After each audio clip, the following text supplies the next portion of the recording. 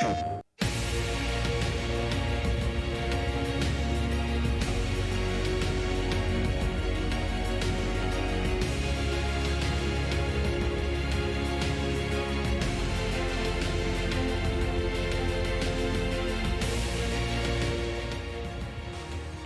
welcome. We're here at the EVO side tournaments with Gundam Extreme versus Maxiboost on. I can't believe I'm able to say that, but I am super happy here today. We got the EU finals for it. I'm Brett, and I'm joined here by Kizzy. Kizzy, how you doing here today?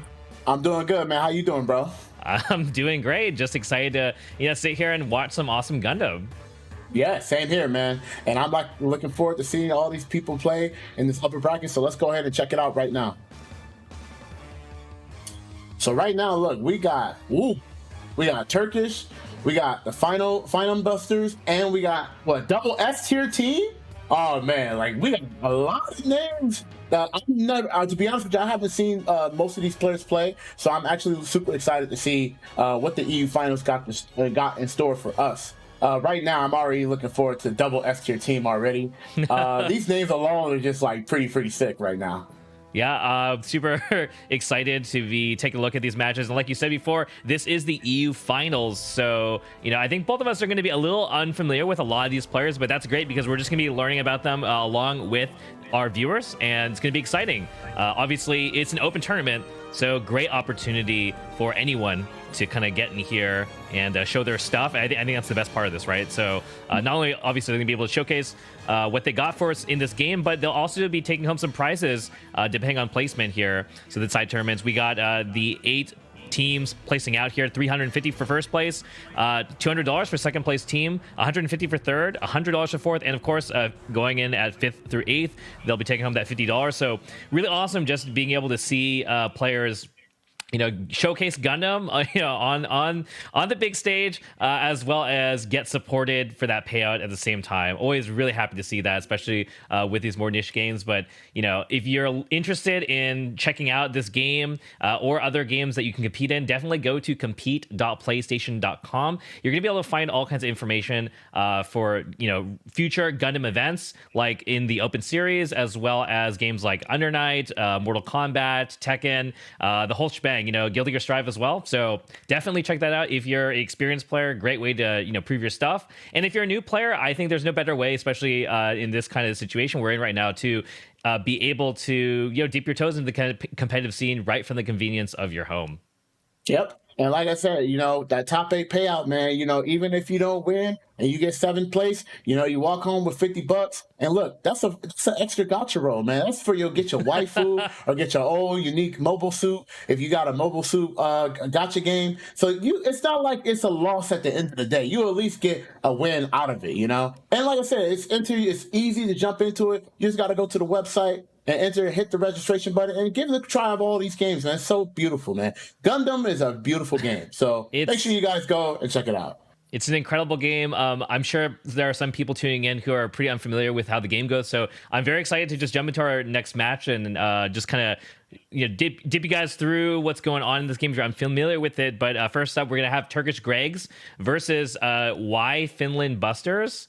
So that's going to be a fun one, and hopefully we have some player cards here for you to see what the matchups are going to be like. But yeah, man, I'm super excited to just jump in here. So let's take a look.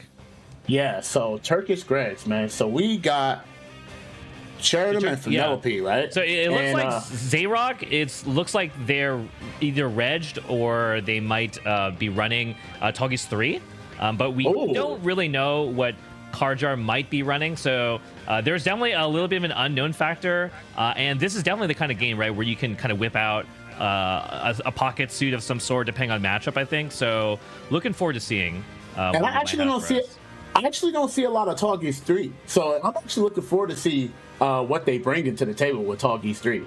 And they out here bringing out. They probably going to show off some Turkish gameplay. Represent the Turkish game.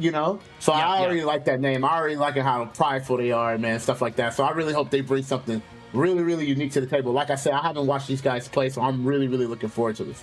Yeah. Now the Y Finland Busters, man, this name already got me shivering. When you put the first four letters right there, we say Wi-Fi, and then we put Finland, and then the Busters. Ooh. That is dangerous. So I'm assuming that this is what they are, Go Sumo and the DX. Yeah, that's what we might be seeing. So just to give our viewers some, behind the scenes here, we have a player survey from all the players reg where they did submit what their kind of like main suit or maybe subsuits are. So based on that, it looks like it might be DX Sumo, but we might find out. I wish I actually had a little bit of insight into what they played in the qualifiers, but it does make it quite a surprise for us going into our first match. So yeah, I think we could be seeing a lot of things. I believe Karjar registered as Penelope as their main, so we might see Penelope Toggy's 3. I think that could be pretty cool. That would definitely be an exciting one to watch. Yeah, and I actually like Penelope a lot. I'm looking forward to see how Toggy's play. Because like I said, I rarely see a lot of Toggy's 3. I see a few 2, but not a lot of 3. So I actually am a big fan of just like the aesthetics of Toggy's 3. So I'm actually looking forward to see what they're going to bring in the matchup, especially against the Finland. So yeah, what? How do you feel about Toggy's 3 as a character? Do you think it's a good pocket character? I feel like I see a lot more Toggy's 2 than 3. Toggy's 3 is definitely just a little bit harder to maneuver, but looks like we're not going to be seeing it. Looks like we're going to be seeing Excelia. So our first match here, we do have DX Excelia versus... I didn't see what the Misala's partner was, but honestly, any perspective here is going to be pretty interesting. But let's take a look at this Excelia. Yeah. Yep. Okay. So it is. So Excelia, like, she's going to be sitting in the back, shooting her beam rifle, right now. And I really like this character a lot because I feel like she sits in the back and just dish out, like, nice, like, long, like, damage hits, right? So, like, she'll shoot, and basically if you get hit by that, it's going to take a lot of damage. It's going to slow the tempo down. Yeah, it's pretty interesting. We're seeing a Penelope Misala team from the other team here. So that is a pretty interesting team at neutral. And right now, it looks like they're giving them a lot of trouble because, as we see Misala in the back, they're very untouched, and Excelia already kind of about half HP. DX popping burst here. Yep. Now DX is going to try and set up the tempo, especially for, wasn't able. Oh, that was pretty fast. Oh, and now Excelia is getting knocked down in the corner, and then a pop burst. Oh, this is really bad. Okay, counter burst. Let's see what the Excelia do from this situation. Unfortunately, wasn't able to put the bits on her in time and died. Yeah, that is not looking so good here for DX and Excelia, but, I am really liking this Penelope Misala comp. Just a lot of screen pollution, right? For people unfamiliar, Penelope just makes little missiles basically whenever it does anything. And, of course, Misala is definitely one of the premier screen pollution suits, especially at the low cost, just making it very annoying to try and handle. So it is looking like quite a lot of trouble here for the DX Excelia. Yeah, and they finally broke through the mid-range right now, but I feel like it's a little too late because they did so much damage. Like, they did a great job just dishing out a lot of damage and also staying alive. What a nice finish. That was very, very clean play from that team. That Penelope was out there just sitting back, relaxing, and just holding the mid-range. Like you said, pollution. Just putting it all on the ground, putting it all on the field, like... This is what I'm going to do, and this is what you're going to have to receive, Yeah, absolutely. Turkish Busters, not Turkish Busters, but definitely this Penelope Misala team looks like they have a huge handle. It looks like they're going straight back in. So I don't expect to see any kind of suit changes. Ooh, oh, no, wow, okay. Switch it up. Yeah, switch to Barbatos. I think that's hopefully going to work pretty well. Barbatos, a little bit more mobile than Excelia, and just with the fast main, that is a little more safe than Excelia's main shot. The Barbatos here might be able to kind of disrupt, but I definitely am interested in seeing if they're going to be able to adapt, because I think this Penelope Misala has been giving this team a difficult time. So we'll take a look here. Yeah, I'm assuming once the Barbados get in, they will be able to create like a little havoc and kind of like break the formation. So I think I kind of like that choice from the player. And okay. Yeah, Nick's having a lot of trouble here just navigating, chasing Misala right now, but not able to get the hits that he wants, but taking a lot of damage. Both of them taking a lot of damage right now, really, really early. And Penelope is going in right now. Okay. Yeah, DX dies before you use burst. This is looking pretty one-sided here for Penelope and Masala, just doing such a good job here. Let's see if Barbatos does have a half burst. Might pop it here. Yep, here we go. Okay, all right. Let's see what he does with this. But at this point, you just need as much damage as possible. It almost doesn't matter what the target is. It goes down in burst. This is not looking like the game for Turkish Gregs. I think Turkish Gregs are about to take this to 0. This is 3 to 5 though, so they'll be able to. Oh, that might change. Oh, that damage might do something now. Oh, unfortunately, wasn't able to break through the defense right now. Yeah, okay. And it doesn't look like Barbatos is going to be able to even get a second burst here. It goes down, gets cut, and that's going to be the second game in favor of Turkish Gregs, going up to 0. But, you know, I'm not too surprised at that. Just this wall from Penelope Masala looks very difficult for the DX team to overcome. For the Busters, you know, it's looking pretty difficult. So maybe they need to try a new game plan. The DX is unfortunately just not working out that well, just running into a lot of stuff. There's really not much else to say so far in this match, but you know, maybe we'll take a look at the Masala or the Penelope side to see what's working so well for them in this game 3. But you know, we might see another suit switch. Kind of hard to say. Yeah. I feel like they might switch it up again. They might feel like this might be the answer. You know, oh, it looks like they're confident with that same team. But yeah, I'm looking forward to see what's happening on the Penelope end, because right now, like you said, they are landmines after landmines after landmines. They walk through one landmine, they thinking that okay, they don't have any more landmines, and then boom, there's another landmine. Just damage output is just consistently growing, and they're covering each other very, very well. So I think that's actually pretty good. They are very, very comfortable at playing at this pace right now. Yep. So we are watching Calm Vibrations here piloting this Barbatos. Looks like we're going to swap over, take a peek at the Penelope here. Yep. And Penelope is looking like she is. They are having a good time right now. You know, chilling, shooting the beam rifles, controlling a lot of space, just holding the mid range down, and not putting themselves in the corner. So this is probably why it's really, really, really, really dangerous. Why this team is so strong. It's because they're just holding the ground really, really well, and they're just covering each other. You see one person get started, the other person's there to cover, they get out, and then now they move around and they rotate. So this is really, really good team comp gameplay right now. And oh man, that hurts. Ooh. Yeah, they're able to just support each other really well, and it's looking like a really solid game yet again. This is we're watching Xerox Masala right now. Really solid. Nice dunk here. That was so clean. Okay, the teammate is in the bad spot, but he's still covering it at a good range, and the damage output is adding up. It may not be a lot the first time, but after the 6, 7, 8 time, it's definitely going to start bleeding, you know? Yeah, really nice sub there as well. Xerox putting up some great support here for his partner. Oh, he stopped the tempo while that person that burst. That's really huge. That's a lot of time going now. Okay. And just in case you guys, what's happening?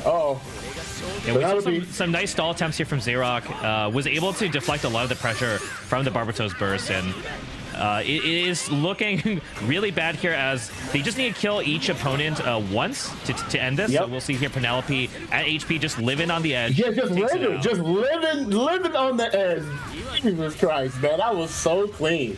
It was just amazing just how that person was just literally just dancing around in the corner with 8 HP, just like, yeah, I'm just going to sit here and be comfortable in the situation, and I'm still going to try to pick those landing punishes and stuff like that. So great play, great decision making from the Penelope player. No, absolutely. Man, that was pretty one-sided, but, you know, a great way to start off our day here, right? yeah, right? That morning tea right there.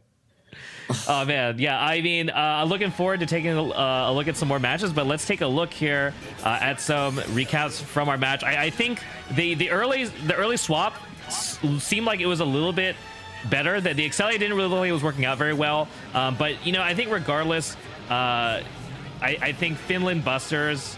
We're just having a little bit of trouble here against Turkish Gregs on a player skill level. Turkish Gregs just looking really well oiled here.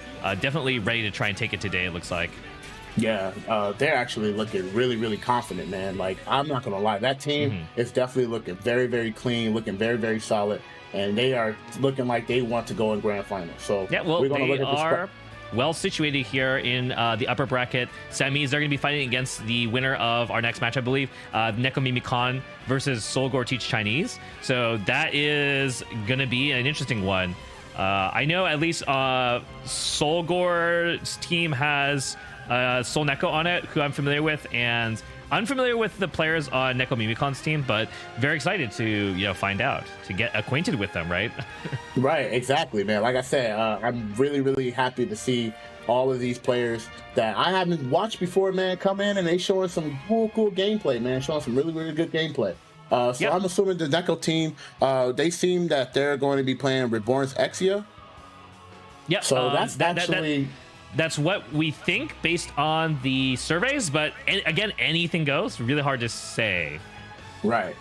And right now, their win ratio is looking very solid, man. It looks like they are not trying to lose. They're not trying to get below C. They're trying to get that B+, and yeah, with the win-loss record stuff, I think since there aren't as many matches, there's not as much info to garner from them, but I think it does give us a good idea of how many of these qualifiers they've entered. Right, exactly. That's the big thing. And they are going to be playing against Sol Neko and Vincent Kyoya. So that's going to be a fun one. I think, what did we have as our projected team for them is Red Frame the O, based on the survey. Again, that is, we're not quite sure if that's what it's going to be, but I think we'll find out. But it did seem like it was looking something like Red Frame the O. So in any case, it's probably going to be something pretty aggressive, but we're going to find out. I do see them. It looks like, is that V2 I see? It looks like I see Red Frame V2. Oh, so I'm liking that versus Reborn's. That isn't Exia though. I actually missed it. But we're gonna find out. But yeah, V2 Red Frame's an interesting one, right? Red Frame is a pretty aggressive suit. V2 is a little bit more of a defensive, I want to say. So I'm not sure. It might be front Red Frame actually. But yeah, we'll find out here. I'm not gonna lie. I like watching Red Flame when they do the flex on you with the combos. You know how he does the stance and things like that, man. I hope we get to see some solo. Okay, it's Barbatos. Yeah, so it's Reborn's Barbatos, the pretty orthodox team. Just gonna kind of take it at their leisure and push in when they need to. V2 though is definitely a suit that there's a lot to talk about here, because for V2, V2 can play slow. It has a timer, so it can go in really aggressively if it wants to. But we'll see what happens here. We're watching this perspective here from Reborn's. And we're probably going to see how this Reborn's deals with V2, whether he wants to pressure, went out of the mode, and take these knockdowns. Here comes Red Frame coming in here from Sol Neko. Nice challenge behind the building. That's really good. Yeah, it's very difficult actually to attack in against Reborn's though. Just a very good suit for playing defensive when need be. Here goes Sol Neko again, just trying to get in, but the Gaga and the Amikon, as well as the Cannon 2A, make it difficult. Oh! Nice melee. Nice punish. Oh my god. Yo, honestly, watching Reborn's play is actually really fun. I'm not gonna lie. Reborn's, the thing about Reborn's is a really strong range suit, but also has a good side B. So that melee is also not to be messed with, right? There's a reason why you pick. There's a reason why you pick F with Reborn's. Bursting and cannon. Oh, nice. Okay. He's keeping his composure. Okay, shooting around. Oh, he gonna get that punch? He did. Nice. Wow. That was actually really good. Now he's about to break dance all the way over there. Much damage here. That's actually such a good burst from Reborn. Ooh. Okay. He took a lot of damage. Got a hard knockdown. Okay, Barbatos is sitting a little defensively, just waiting for his teammate to. He might just wait for his partner to die, because Reborn's at 34 HP. Reborn's goes down, but he's going in anyways. Tries to back off a little bit. Yep, nice shot. Okay, now Reborn's back with full life. Did use a burst, so he's gonna have to do a lot of damage before to get burst again. Oh, what a hit! Oh, that was really nice, but he got punished by his teammate. Yeah, V2. V2 is is out of mode actually, so not much of an opportunity. Uh-oh, here we go. Reborn's coming back. Oh, nice punish to intercept his teammate getting hit. Reborn's getting another burst right now. It's very dangerous because the damage output is really high. And now they are controlling the tempo mid-range. Oh, he got in. Wasn't able to get the conversion, but his teammate is in a bad situation. Nice. Went for the slam. That was really good. Now he's in a bad spot, and he's dead right there. That was very good. Good, clean gameplay, man. I'm not gonna lie. That Reborn's Barbatos team looked kind of crispy, Yep. It's looking pretty solid here. Barbatos did what needed to do. Actually, pretty good example of how Barbatos gets to kind of abuse playing an overheat with the command dash and CSA and such and so forth. So good stuff from that team. I think just pretty solid. The V2 the V2 Red Frame I think Red Frame there unable to really get their game plan going. It's a weird comp. I feel like it really hinges, I think, on a double push from V2 and Red Frame. And I see the V2 kind of unreadied, so maybe we're going to see a team swap from these two players. It's definitely hard to say, but I do think that I would either like to see a swap or some kind of different approach strategically, like popping the mode, popping the time mode early and just running the gun with Red Frame at the same time, because we saw Red Frame. We saw Red Frame just like diving straight for Reborns. That is just very difficult. Reborns is really strong at disengaging, has so many self-defensive tools. And on the top of that, he's a higher cost, so he's going to have more boost advantage against Red Frame. So once Red Frame kind of failed to get in, he's definitely going to dish out a lot of damage on that punishment, and it's going to slow the team down and make his victory, his teammate who's playing V2, harder to actually set up for him. Yeah, so we're watching, we are watching the V2 perspective here, and this is a situation for Vincent Kyoya. He needs to basically make some plays happen in this mode. Uh-oh. It looks like we are having a little bit of a connection issue, but we're going to see when we come back here. But I do want to see more from that mode. Like, I want to see when V2 pops the mode. I want to see them run straight in, honestly, try and score some knockdowns, because like, unless the Red Frame can really make the plays happen, either that or a target swap. Like, I feel like maybe just jumping on the Barbatos here is a little bit of a better game plan than trying to gun down the Reborns. Hard to say. What are your thoughts on that? Yeah.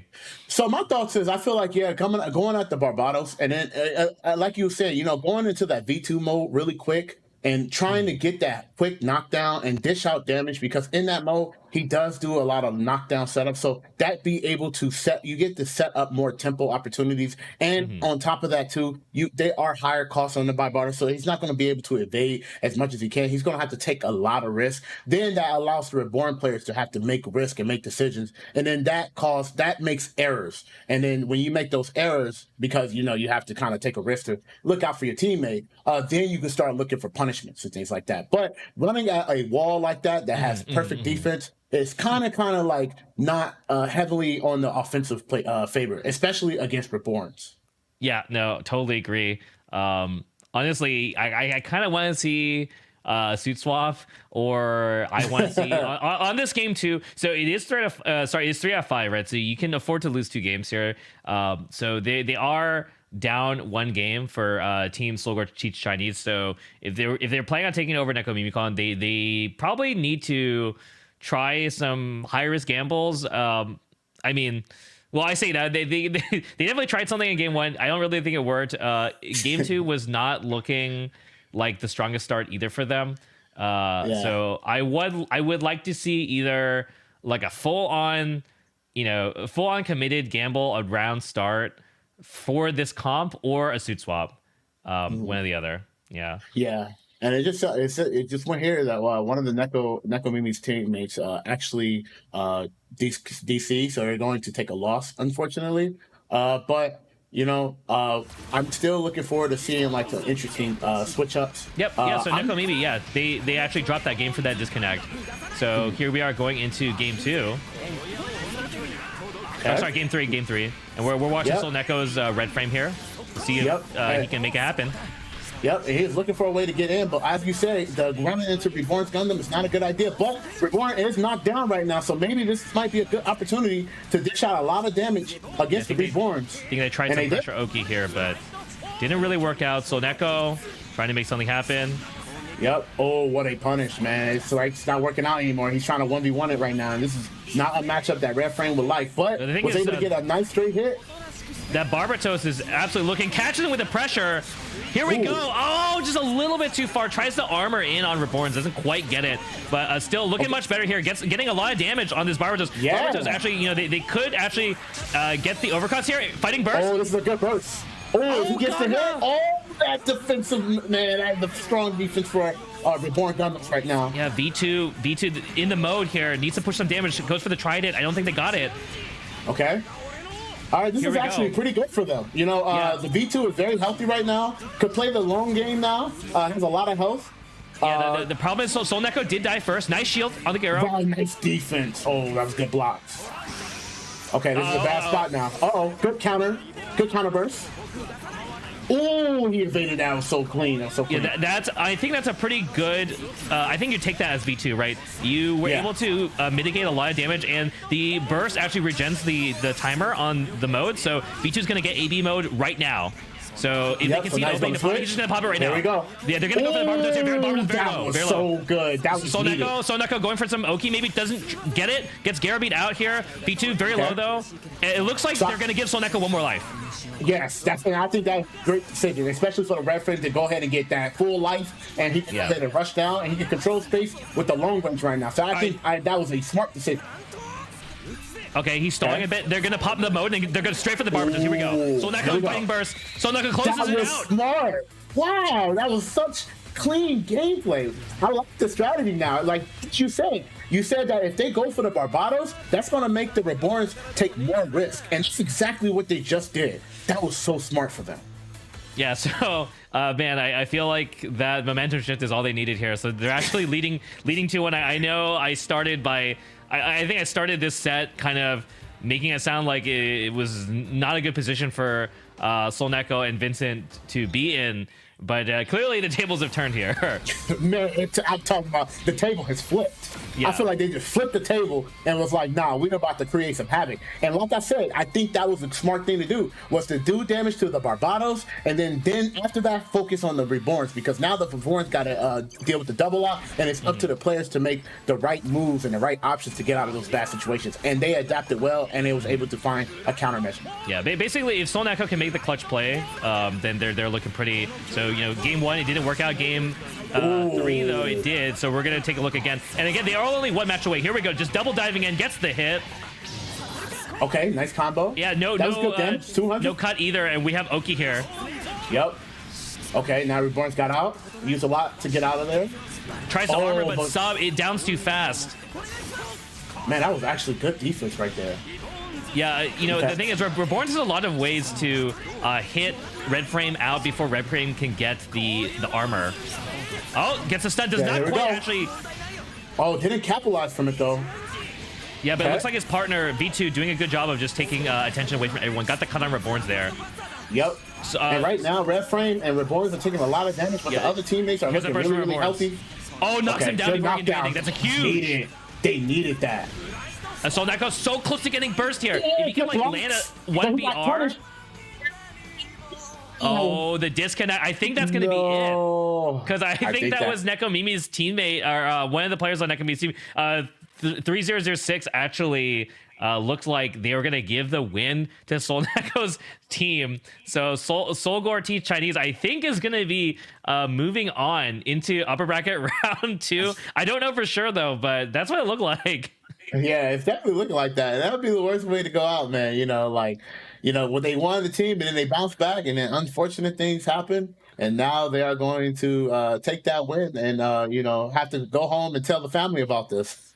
Yeah. I mean, we'll see if that is what happened, but it was definitely some exciting matches getting to watch the Red Frame just go in. I really like the game plan that they did when they win that. It's like they was focusing on the Barbados, and then after that, the Reborns was trying to make a presence and was getting hit. And then once Reborns got knocked down, then they had to deal with the Okazime in the game, and was able to dish out a lot of damage and the V2 to stay healthy, because like you said, V2 is a very defensive suit. So the fact that it was able to keep the pressure going while also staying safe, while also allowing his teammate to have multiple lives, I think was the reason why they won. That was actually great gameplay and a great concept to use to counter against a strong suit and a strong team like Reborns. And I mean, it looks pretty like back V2 front Red Frame there, and I think, considering it looked like Sol Neko was basically playing front there, getting a lot of attention from both teammates, and while taking hits, honestly was still doing enough that just being able to free up your partner as V2 is pretty big. So in particular, we saw that fight in the buildings, right? We saw Soul Neko didn't really get too much, but then we saw at the same time that V2 was able to just rack up a bunch of damage getting cuts while their opponent's team was distracted, just trying to double lock Red Frame. So, it works out there. I think, it's just all about momentum. Red Frame, obviously wants these knockdowns, wants the opportunities to get close in and dish out the damage. And V2 obviously also is a very strong suit at getting those knockdowns, especially in the AV mode, right? In the time mode, you are going to be able to take it out. I'm getting word that we do have Team Solgor Teach Chinese is going to take it over Neko Mimi 3-1. So they are going to be playing against Turkish Greg. So that is going to be an interesting one. I'm very curious as to whether Solgor Teach Chinese is going to be able to punch through the wall that is Penelope Masala. Yeah, that wall was kind of dangerous, man. And now we're going to be going to the double S tier team versus Feast and Seed. Oh man, like I said, I'm a huge fan of the name of double S tier team, so I'm looking forward to see what they're going to bring. But on the playlist, they said players, so they're going to be playing the Banshee Norn, and that is the one on the left side. I guess they say we're gonna figure it out when we play. Yeah, it seems like it could be Marasai maybe is probably my guess here, based on the player survey from Saboteur. But we're gonna find out. I think in any case, obviously Saboteur and Irisa, pretty known in the community event on the NA side, been really active doing stuff to support EU, and of course the other team, Sneeds and Feed and Seed. Sneeds, Feed and Seed is going to be Sigma, AX, and Carlo. And it's looking from the survey like it's going to be V2X1. But again, we're going to find out. If it is, though, then that'll be the second V2 that we see in the bracket. But that should be an exciting one. If it's going to be Norn V2. But I think we're going to find out.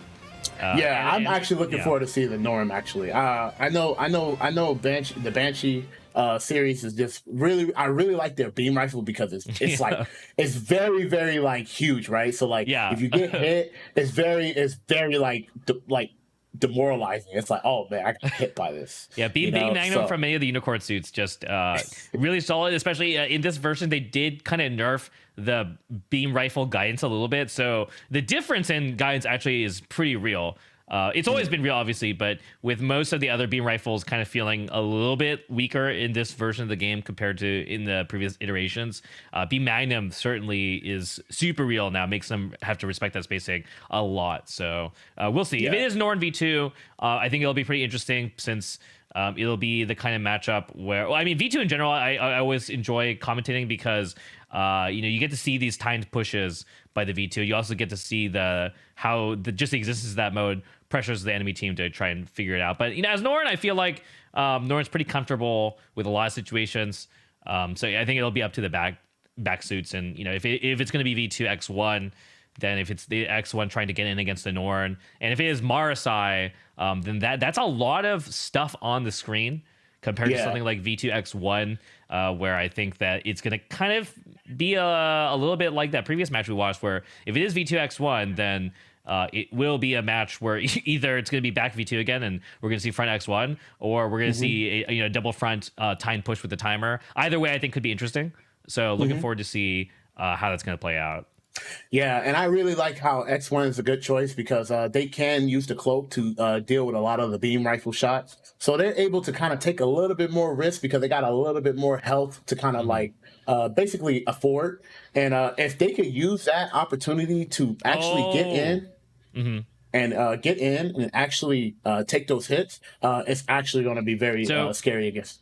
It's looking like it might be Marasai Camphor. So 2000, 1500. Versus I do see X1, so it could be V2 X1. So I'm looking at the players in the lobby right now. It's looking like it's going to be V2 X1 versus Marasai Camphor. So it's going to be a double low cost team versus V2 X1. So I think matchup-wise, it might be a little bit challenging because V2X1 has a lot of ways to bully and get fast knockdowns. However, Camphor is one of the best ways to say, like, get off of me, right? Camphor is a really powerful low-cost suit, in burst especially, and it's definitely going to be a bit of a pain for X1 to deal with, since Camphor's machine gun shots do go through the ABC mantle, go through the cloak. So, you know, if Camphor is able to keep out this X1, it's going to be a bit of a problem. But, you know, they are playing a double low-cost team. They could just get bullied by V2 in mode. There aren't very many outs versus V2, but we're going to be taking a look at Irisai's Marasite first. Gets tagged by Fork, so that was a popped mode. So V2 already in the mode. Just trying to, you know, Marasite here, just trying to get this X1 off his tail. Yep, but, and the X1 is staying grounded, so he's going to be able to punish. Nice punch. His teammate wasn't able to capitalize from the overheat. I like this choice here with the X1 going on Mars. I feel like that works a lot better than X1 trying to go for Camphor here. We are taking a look at here as Saboteur's Camphor gets a nice AC. And a melee to 2B. Gonna get a new one. Okay. Shooting burst. He got this the is burst. it here. A lot of damage can be pushed out in this mode. Oh, this is a lot of damage right now. Okay. Yep. All right. So got away with that burst. Yeah, without taking too much damage. It's pretty good here. Yeah, and I think they did a good amount of damage for being a low-cost team. So I know the team on the other side has burst now, right? They should be having burst. Yeah, oh, there we go. Okay. V2 here trying to get some damage. That hurts. That's a lot of damage. Irisa is in burst, and oh wow, that damage actually gave Saboteur burst on Camphor. That's really huge. Yes. Yeah, here's the fighting burst here from Irisa. Gonna get a lot of damage. Tries to get a melee, I think. Still does not quite get it. Oh, nice punish. And they're still holding it down. And the X1 is doing a good job staying alive. The V2 died. Took a lot of damage. Oh, and fortunately, the X1 just died right now. This is actually not so good here now for Irisa and Saboteur, as if Irisa dies, he's gonna get overcosted in half HP. There it goes. So oh, there we go. Okay. And a knockdown. Wow, oh, that was really good. Their gameplay might be to take out this X1 here. We're gonna see Camphor pushing out damage and burst. See what he gets here. X1 using burst, so he's trying to stay alive this game. Oh, that took a lot of damage. Camphor trying to get his partner. Can he get this hit? Does not quite get it. Oh, that's huge. That's huge. Yeah, Marasai at 7 HP here just has to live, and here's the V2 burst to try and close out the match. Oh, this is hard to get out. This is never mind. Got counter burst now. Camphor trying their best just to stop this and peel, but not going to work out. Boozash melee whiffs though. Irisa living on 7 HP here. Oh my god, lands overheat. Goodness. Oh, but Camphor got too low too. That was a good punish. Good stuff living from Irisa, but Saboteur also just got too low. It just came down to health. Both players basically just got too low. It makes sense. I think it looked like it was working out in the beginning, but not enough damage dealt from Camphor and burst, I feel like. I feel like, yes. So Saboteur actually had some really good burst management, like bursting right at that halfway point. Got the burst again on their second life really fast, but just could not find that damage. And X1 working out pretty well against the Marasai, I think. Yeah, and I feel like, as you said, like for a low-cost team, I feel like with that kind of strategy, you definitely want to do a lot of damage per life, right? You're going to be able to use a lot of lives to come back, so you want to try to dish out as much damage you can, because the moment you do a lot of damage and you're able to get a kill off before like your second to third life, you're going to be able to secure a lot of deal, because you're going to be able to wreak more havoc. So the fact that they didn't do a lot of damage when they had the burst and early on definitely wasn't in their favor. And also good stuff to the defensive players being able to counter that and be able to keep their composure. And the X1 being a front suit, being able to stay alive more than his for his teammate as a defensive suit. That was actually a good adjustment. X1 didn't even die, I believe. I thought it did, but it actually was able to stay alive. It was actually very impressive. Yeah. I would actually like I would like to take a look at this V2, I think, in this match, because we saw a lot of the action from the Marasai Camphor and the X1, but hard to say what this V2 has been really doing in this match here. I mean, obviously doing what they need to do, but in any case, Irisa getting Oh, punished here by already X1. right there. That's not good. This X1 versus Marasai is working out really well. God. Long combo just here. Dancing on him. Just dancing on him. This is like the best situation here because you buy so much time for the V2 to just try and bully Camphor. Man, he took him to the stars. Did he take him down to the star?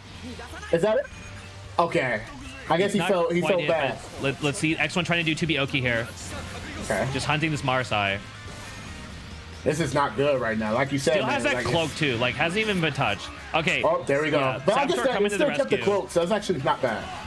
Teammate came to save, but they both already with low life right now, so it's not looking good for both players. Okay. Throws that Toby assist. X1. Oh, wow. V2 Nice landing punish. Oh, man, that's not good. Look at the life. Look at the life they didn't lose versus, they took the whole bar. Now they only could work with so much. And Camphor burst. The double burst here, they're just trying to push out as much damage as possible. Let's see what Camphor can do. They need a lot of damage on both players, honestly, here. Like, maybe go for the OC and... Oh, that's pretty bad right now for the V2. V2 dying first, but the X1 is sitting back, so he's definitely going to try to stay defensive and try to get his poke back. Popping burst is actually really good. Oh, but he got hit. I was able to tap. Okay. Yeah, this not in mode here. And this is actually this shooting burst from V2. Unfortunately, doesn't look like it's going to work out that well. But regardless, they're still quite ahead, right? But X1 on their last life here. So Irisa and Saboteur, they're going to just try and close it out here versus X1. They're just going to try and rush this X1 down if they can. They did able to close that. So so Irisa was able to just run down to X1. That's the thing is the X1 player is playing F burst, so he cannot defensive burst there. So that was a situation like I was trying to say halfway through that match. Is I think it was actually better for Irisa and Saboteur that they were able to kill V2 first and go for the OC kill on X1, because if X1 actually died first and came in at full life, it would have been a little easier to manage with that F burst. But so the timing actually worked out. But that's kind of what happens when you run in, you run in FX1 and it doesn't work out. Then that's kind of what happens. But it seems like an all-in burst, right? It's like if you play F burst, you're going all in. I mean, I'm just surprised that they were able to kind of bring that back. It was looking not so good. It was very bad in the beginning. Like, the X1 was out here just, like I said, he was dancing on him in the corner, and unfortunately, he still was able to lose that. So I felt like we don't know what happened else in the mid-range that actually changed the tempo that fast. Yeah, so this time very different here. X1 unable to get the hit. Okay. X1 just trying to peel on this Marasai. Can they get it? Boost dash melee, it's going to work. There we go. Yep, he kept it quick because his teammate was behind him. Very good recognition from the player. Yeah, V2 scoring a bit of damage here on Camphor as well here. And this is kind of looking like the same from the last game, but we want to see if they're going to be able to close it out. Okay, now he's in the corner. Burst. Yeah, Camphor has burst here. I think we're going to see them pop it. Yep, there it is. Oh, smart. Nice block. Good block. And it actually didn't get punished. It's actually kind of dangerous. Uh-oh. Oh, this is not good. I mean, that's not bad. The damage there from the unblockable was not huge and did kind of drain a lot of the burst from Camphor. So I think the X1's actually kind of okay with this. Cloak is also back. Wow. And wow. That assist. What an assist. He said, give me a hug, please. Oh, this is really good. But they did a lot of damage. Actually, pretty this is actually pretty even, actually.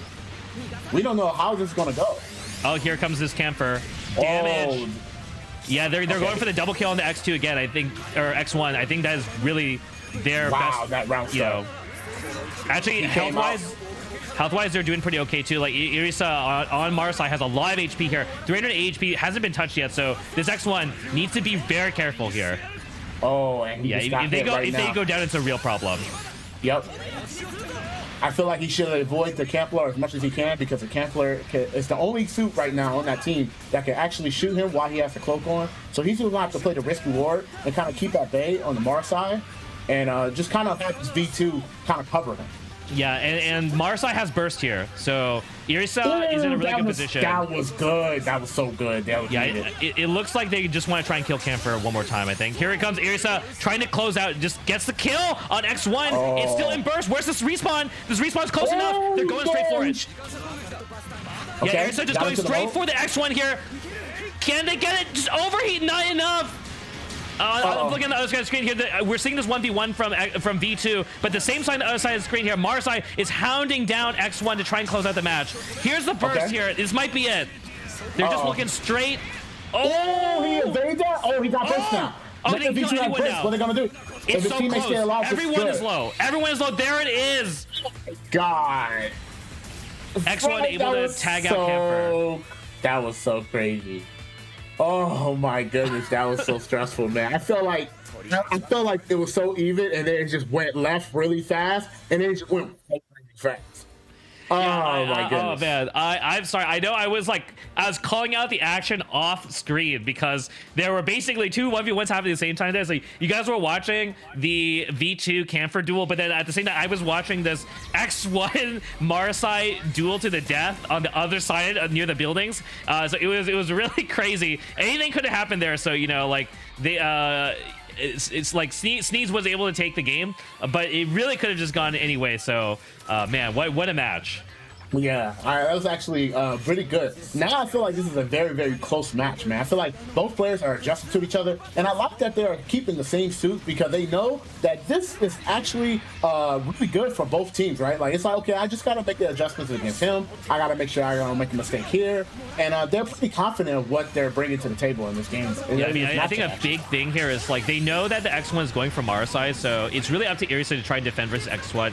Good use of the spear, I think, is pretty key to just not letting X1 abuse the ABC mantle.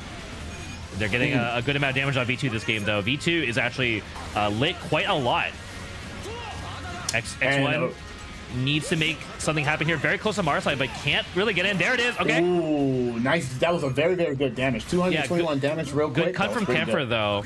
And Camphor it has burst as well. V2 getting clipped. Are we going to see a burst here? I don't think so, but we'll find out. That was good. Mode? The building saving the day, but not quite. Oh no, this is good. It's really scary. He's gonna have to do something with his burst, but he can't. Yeah, X1 in an awkward position. Throws a nuke out. Let's see if it actually works out. He might hit his partner, actually. No, it doesn't. I don't think it doesn't work out. Yeah. All right, so X1 is there's a problem here for Team Sneed, and I think Team Double S tier knows it. Good whip, really important whip there actually. Okay, has no cloak right now, so he's gonna have to run and make sure he stays close to his teammate because he has burst. Yeah, nice punish. Irisa finds the kill. And it's really up to this V2 to try and stop them from just ignoring him and gunning straight for X1. Gets some good damage on Irisa. And Camphor's low. This is actually dangerous for Double S tier team. I know it looks like the X1's on the brink of death, but at the same time, both of the low-cost suits are about to die. They gave burst to V2 too. This actually could be really bad. It's again a very close game. Yep. Once the V2 just go right here and then mode. Yeah. V2 and burst. If he can close it out, fork doesn't work out. Tries to get Irisa. Oh, that's not dead. Oh, unfortunate. In the meantime, really X1's very, very close to trouble. If Camphor can try and close it out, there's damage. That's huge. They got knocked down. Now it's like the same situation again. One of these guys actually needs to die, I think. Like either the Mars side. Oh my God, they did die at the same time. Wow, the whip. Oh, that is unfortunate, man. That X1, I feel like the X1, that matchup was just really rough because he had the cloak. So it was very hard to kind of like shoot and do a lot of damage. So the X1 got into the range and he pulled out the whip and he whipped them out down to the lower bracket. The problem was both Camphor and Marsai were really low HP, and they had 1 HP left to share. So one of those guys could have respawned with a little more life, but they both died at the same time, unfortunately. They got split up in the 1v1, which is really not what you want in this kind of comp. So really good stuff on Sneed's feed and seed for being able to separate the players and then kind of do what they wanted in this match. I think that was really key. Is they picked their targets and they tried their best to split them up. Worked out really well. Even if you're not necessarily like, let's say, winning the 1v1 this V2 when you're out of mode, you're buying a lot of time and you're letting your X1 do its job, right? Like X1 this kind of match. Is like we saw some great whips in that last game too. Actually whipped Camphor out of S burst was huge, like absolutely huge. And like I said, just V2 was getting a lot of like Yerbies, and I feel like those was really slowing down the tempo. And right here, when he shot himself with the explosion, I was very, very scared for him. That was something that he definitely didn't want to do. But the X1 was capitalizing a lot on the land and punish, and the V2 was buying a lot of time with the defensive shots and just knocking them down slowly. And this was just it was just really, really good, man. It's really, really good. I like building a lot of fights near the building area, and just a lot of like situations right here. Like, I thought he was gonna get the combo right here, but he dropped it. And right here, this is like really, really good. He got into the range and boom. Yeah, I mean, X1 just a very strong 1v1 suit. That whip that we're seeing, the side whip there, very difficult to deal with. Just fundamentally, it costs a lot of boost to step out of it, sure, but not as big of a deal when the opponents are playing low-cost suits. So, I think we did kind of see one of the situations that played out there, which is just both the suits bullying the low-cost. Especially, it looked like Marsai had problems. I think it looked a little scary to try and push in on Camphor, especially when he had bursts, but it was looking like Marsai was an easy kind of pick-off target, especially for X1. So, good stuff to sneeze and feeds. I think, the strategy worked out. Still, despite that, it was really close games, right? I feel like it was very exciting matches there. Yeah. So next up, we have the last match here in the first round in this upper bracket here. We got Just for Fun versus Alternative V. And I'm excited to close out our first round of uppers, and that's really going to paint the picture for the rest of this bracket, right? Yeah, and Just for Fun, I hope they have a great time. I guess this is the Exia on the left. And I don't know these players, so I'm looking forward to see what they show into the gameplay. I'm a huge fan of like Exia. So, I mean, EX Xenon Face is probably playing Xenon. I would expect so, but you never know. But, I'm going to assume. And they did list Xenon as their main suit. So we may see Xenon Exia to, round out our pretty aggressively heavy lineup here versus Alternative V. So Linden lists Build Strike as their main, and so we're probably going to see the double build fighter team. We're going to see Hot Scramble Build Strike, which should be fun. And they did not drop a single game in their qualifying rounds that they played. So that's huge. That's good. And like I said, man, I am a huge fan of Hot Scramble, and I'm looking forward to see what Hot Scramble's going to do, man. He going to give people the Hot Scramble eggs. We never know, man. The mid range for that character is really, really dope. Okay, so I'm looking at the lobby here. It's actually pretty different from both. So Xenon Face is actually playing Camphor, so it's going to be Camphor Exia, another low-cost team here at the 2000 1500 comp. And then we actually are going to see, it looks like it's it's Zaku Amazing. So it's actually going to be Zaku Amazing Hot Scramble. So is that comp? So Johnny Riddick. Zaku Amazing. We're swapping out Build Strike for the other build suit. So it's going to be 3000 2000 with Hot Scramble Zaku Amazing. And Zaku Amazing is a pretty solid suit, but it looks like, I don't know, I'm not sure if they're actually going to stick with it, but we're going to find out. What were you saying, Kazid? I was going to say, how do you feel about the Zaku and the Hot Scramble? The way I'm picturing it, I feel like the Zaku is going to be taking a lot of lives, while the Hot Scramble is just going to be throwing a lot of funnels and just doing like small damage over time, and hopefully letting the Zaku actually kind of like dish out a lot of damage while being able to take a lot of lives. So in this match, the tricky thing is the enemy team is going to be playing Exia Camphor. It's a double low-cost kind of close-range centered suit. So Hot Scramble typically has a pretty solid mid-range game that is enhanced by the Boost Dash Melee, right? Boost Dash Melee is that got projectile auto guard on it with really good hitbox. You're typically using that as a threat, but it's a little scarier to throw it against something like Exia in particular, for example, right? A little harder to attack against Exia just because it has good melee. Camphor, hard to say, kind of like if Camphor gets the barrel roll around Boost Dash Melee, it can be kind of tricky, especially with the burst. Otherwise, I think it's okay for Hot Scramble, but we might see the Hot Scramble play a little more timidly against this kind of team and just kind of play this range game and just try and keep those low cost suits out of the game and just play it at the mid-range. I foresee the AC from Hot Scramble, the fast shot, really good at knocking down and punishing low boost landings, and that's definitely something that happens a lot with when you're playing 2K 1.5K, especially Camphor. Like I think it's going to be a little difficult if Camphor is trying to be aggressive with these barrel rolls and stuff, and Hot Scramble is just throwing out the fastest I see. But you know, at the same time, like you said, it could be a funnel game. I think it's fine without playing funnel. Typically, you see a lot of the stronger hot scrambles use less of the down funnel and keep the fence for Omicron just to keep your landings low. But at the same time, against this kind of comp, when they have less boost and less performance, the down funnel, you know, the fence can be quite a terror to deal with. But at the same time, like I said before, using it in conjunction with pushing in the close range might be a bit dangerous, especially against Exia. Right.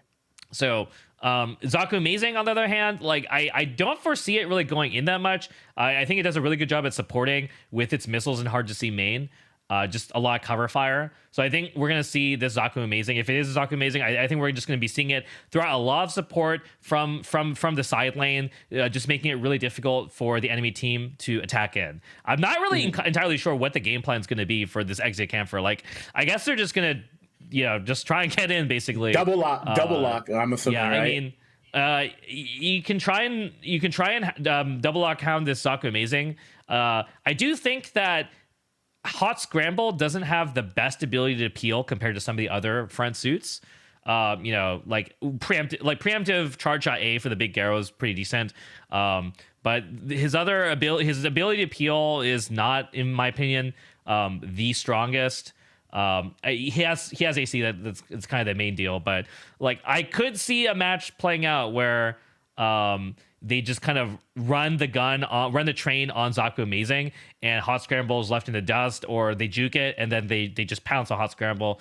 I foresee the Exia doing a lot of work here with the Camphor being just like the battery. When Camphor builds meter, they're gonna pop and just go straight in, and but otherwise, like we'll kind of have to see how Camphor plays out. That's a scary team. That's just a scary team to think about, man. Exia, and then you got a battery of Camphor. Like, oh my goodness, I just feel like the moment they just make one good read and they have bursts and they get a hit, I just feel like the tide, if they were losing, they're just winning all of a sudden. I feel like they're just going to change the tide so fast. So I really hope that the other team is going to have a very, very defensive strategy against this, because I feel like the game is really going to begin when the burst hits. If the game looks what I think it's going to look, where it's going to be slow in the beginning and then when the burst comes out, I feel like that's going to equalize who's winning right now. That's what I think is going to happen. I feel like we're just going to see a burst and we're going to see a lot of damage dish out, and the Exia definitely is going to be the MVP. He has to be the MVP. He has to be the LeBron James of Gundam. I mean, compared to the last match we saw, there's no X1 whip, so it's going to be, and there's no like one-shot down BR from V2. So I think Camphor is going to put in a little bit more work this game than the previous match we saw, because, you know, Camphor in burst is just ridiculous. But the last match we saw, we actually saw a good amount of just knocking him out because of those one-shot downs. So, you know, we'll see. I do think that could be something we see, is just the Camphor going nuts, and, you know, just blowing up all over one of these two suits. We're going to find out here, though. Players ready, going in the match here. So here we go. We got Camphor Exia versus we've got Hot Scramble Zaku Amazing. It's great. I feel like I haven't watched Zaku Amazing in a while, but I do think, like you're saying before, Exia is probably going to be a really important clutch character for this team, for just for fun, but we'll see. Yep. And I hope they have a great time, man. You know, fun is always important. So we're about to see right now how much fun Kempler is going to have right now. And they're trying to find a way to pick out who they're going to be locking on right now. And it seems like the Hot Scramble is their objective. And the Zaku Amazing is doing a great thing of supporting, as you said, it's going to be a huge support role. And he is holding his teammates down right now and just peeling slowly but surely, just keeping the space kind of like distance between them. But I really like the Camphor just getting in, trying to peel and get a lot of bursts, and it's blocking, and it's just slowly just making his way around this pollution right now. Yeah, Team Just for Fun here. So far, we haven't really seen much as Hot Scramble and Zaku Amazing just doing a good job setting up the wall. We are seeing use of that down funnel. And both of them, I think, are getting close to burst here. There's the burst ready for Camphor. So here we go. Let's see. I think we're going to see a double pop here. Yep, there it is. There we go. And this is where the match could change right now. If this right, Oh, and they no! wasn't able to capitalize. That is not good. Yeah, turned his back on Zaku Amazing. Zaku Amazing able to just hit camper out, and there goes And Exia. he got Exia. Oh, that's not good. And they're looking really healthy over there. Did they even get hit? Oh, they just did. Yeah, this is not looking good here for Team Just for Fun. Team Alternate V doing what they need to do here, which is just force Team Just for Fun to make a play and get that in. is too much damage early on right now. All right, second person for Exia. Gets knocked down again. Got a knockdown. Nice. Oh, this is not good. Okay, what he's gonna do with this? Okay, they finally put us some more damage on the board, but I don't think this is enough right now because that just gave the hot scramble burst, and now the hot scramble is about to create a lot of havoc right now. Yeah, this is knockdown. pretty over here. Yeah, I think this is pretty convincing. Yeah. But anything could go right now, right? Hot scramble definitely has low life. Repair Exia, so it's they have Exia and repair at this point. They can kind of do whatever they want to This finish is really the rough. game. Yeah, that was really rough. That was very, very unfortunate. I felt like that whole game plan that they had, I felt like they couldn't make the decision fast enough. If you notice, they kind of they were trying to pick and choose like who to go for, and as they were picking and choosing, they were actually taking a lot of damage. I mean, Kemper got picked off in burst. I feel like that's basically the end of the story here for that first half. Like, neutral was not working out, but you know, even if the neutral doesn't work out, if you can make it up in burst, you can still win that match. But that first burst from Kemper just did nothing and got knocked down, and then his partner who was in burst basically got left in the dust and just, you know, could not achieve anything in burst. So we'll see if game 2 the burst can do something a little bit better here, but if the neutral's not working out, we're basically relying on this Camphor to create an opening with shooting burst. We will see what happens here, but we're gonna take a look at this Zaku Amazing first here, piloted by Linden. Okay. And already Kempler is already taking a lot of damage right now, so early. And this is really, really good. He's going to sit there and play the support, and he's just going to try to pick and choose anytime they try to go in on the hot scramble. And it looks like that gameplay is not working.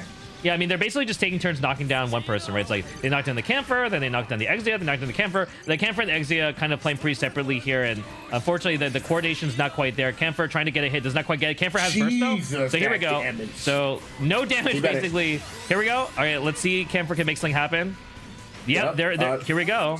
Oh my god! No, this is not good. Now the Exia is going to have to make a very, very big play, especially with the burst. If he has it right now, I'm sure Exia does not have burst still, so Exia is still a bit far away from burst. Okay. Exia has burst now, God. But at what cost, right? This is the neutral life, here. The double low cost just not working out, unfortunately. I mean, I think a lot of this has been hinging on the potential for Exia to try and make a play. The Exia has just not made any plays. Here's the burst from Hot Scramble. Counter burst, Everybody 3 people on burst. Huh? Yep. Everybody They do down Camphor, and they knock down Exia. So big W here. Yes. It's really looking like it's going to be a 2-0 for Team Alternate V. Yeah, and man, like I said, I really like the team like synergy that they have, and those Scarabys are going to be doing so much work, especially when they have to come back. They're going to be taking a lot of damage, and it's just going to be adding more salt to the wound right now. You might see the side whip Oki again. Let's see. Okay. Trying to do something here. Oh, he was trying to dance, but he didn't want to dance with him. Okay. Okay, that's gonna close it out. He tried. Yeah, he tried. Unfortunately, that strategy did not work. Yeah, we saw a little bit of an attempt to flex there, I think. You know, from the Arios, but yeah, that was actually pretty funny to watch. Did not work out, but you know, I respect the attempt. Suit swap would be something that I'd like to see here, honestly. I don't think this comp is working for Team Just for Fun, but it looks like they believe they're gonna go. I really want to see the Xenon here, honestly. Like, his name is Xenon Face, and he's not playing Xenon. I feel like that's pretty disrespectful, right? Yeah, you know. Yeah, so we'll see. I mean, I still think there is a good chance, as long as like WC Cow can just become Gundam and just run the train. I mean, that's all it needs. Like, this match could be one-sided completely other direction if this Exia player was just, you know, hard bonding in the 1v1, but it's not happening here. But you know, Definitely could be. And both of them are losing their situations too. And then, as you said before, they were very separated. So I feel like that game plan is not working. I feel like they need to stick together and pick a target together and keep that always in mind. Always focus on the characters. Right now, he's taking a lot of damage. Yeah, and they are looking very He's healthy. probably going to pop it. Let's see. He's going to try and get close and then pop it here. I think here. Yep. That's a green lock, though. Okay. Didn't do a lot of damage, unfortunately. Yeah. Oh, okay, they got the Zaku Amazing okay, once. That's pretty good. Good block. All right, this is what they need right here. Yeah, Exia needs to run in now. Like, they need to take these knockdowns and get some damage from it. Unfortunately, though, that did not work out. Exia... Nice evasion from Exia, though. So I think very the good thing... defense. We haven't been able to watch too much of it, but I think Zaku Amazing is giving the Exit quite some issue here. Or just the team in general. Like, it looks like they're having a lot of trouble dealing with Zaku Amazing, just the flip for self-defense and just its ability to do pretty safe, suppressive fire. I think it's just giving them a lot of work. Here's this burst here, but this positioning... I feel like this burst is a little too late. I think it was a little too late. No, this is okay. If they get the knockdown, they need to run Oki here. It's really conservative. Yeah, a little bit conservative of a burst here from Exia. It does not work out. It goes down. Oh, that was not good. Yeah, this is looking like it's probably going to be a 3-0 for Alternative V. At this point, I don't really see much they can do outside of double killing Hot Scramble or something. And they're so far. They're just so far. So not impossible, but definitely they cannot really afford to take like any more hits. And every X amount of seconds, they're just gonna get hit by these down funnels if they can't defend against them. Yeah, and I feel like those down funnels have definitely added a lot of work. I feel like it's almost like a 3v2 right now because those down funnels is a character itself. Camphor, they need this play to happen here. Oh man, good evasion, but he's blocking. But this is not a good situation. Blocking right now is definitely not good. Your teammate's down, and you can get double locked, and your camper unfortunately can't capitalize on any of the situation. And now here comes the burst. Nice! Oh yeah, could not get the full or could not kill, but there's repair mode Exia. This game's looking pretty over. Yep, that's it. 8B to close it out. Makes sense. Unfortunately, that at the end there, Camphor's burst again just did not work out.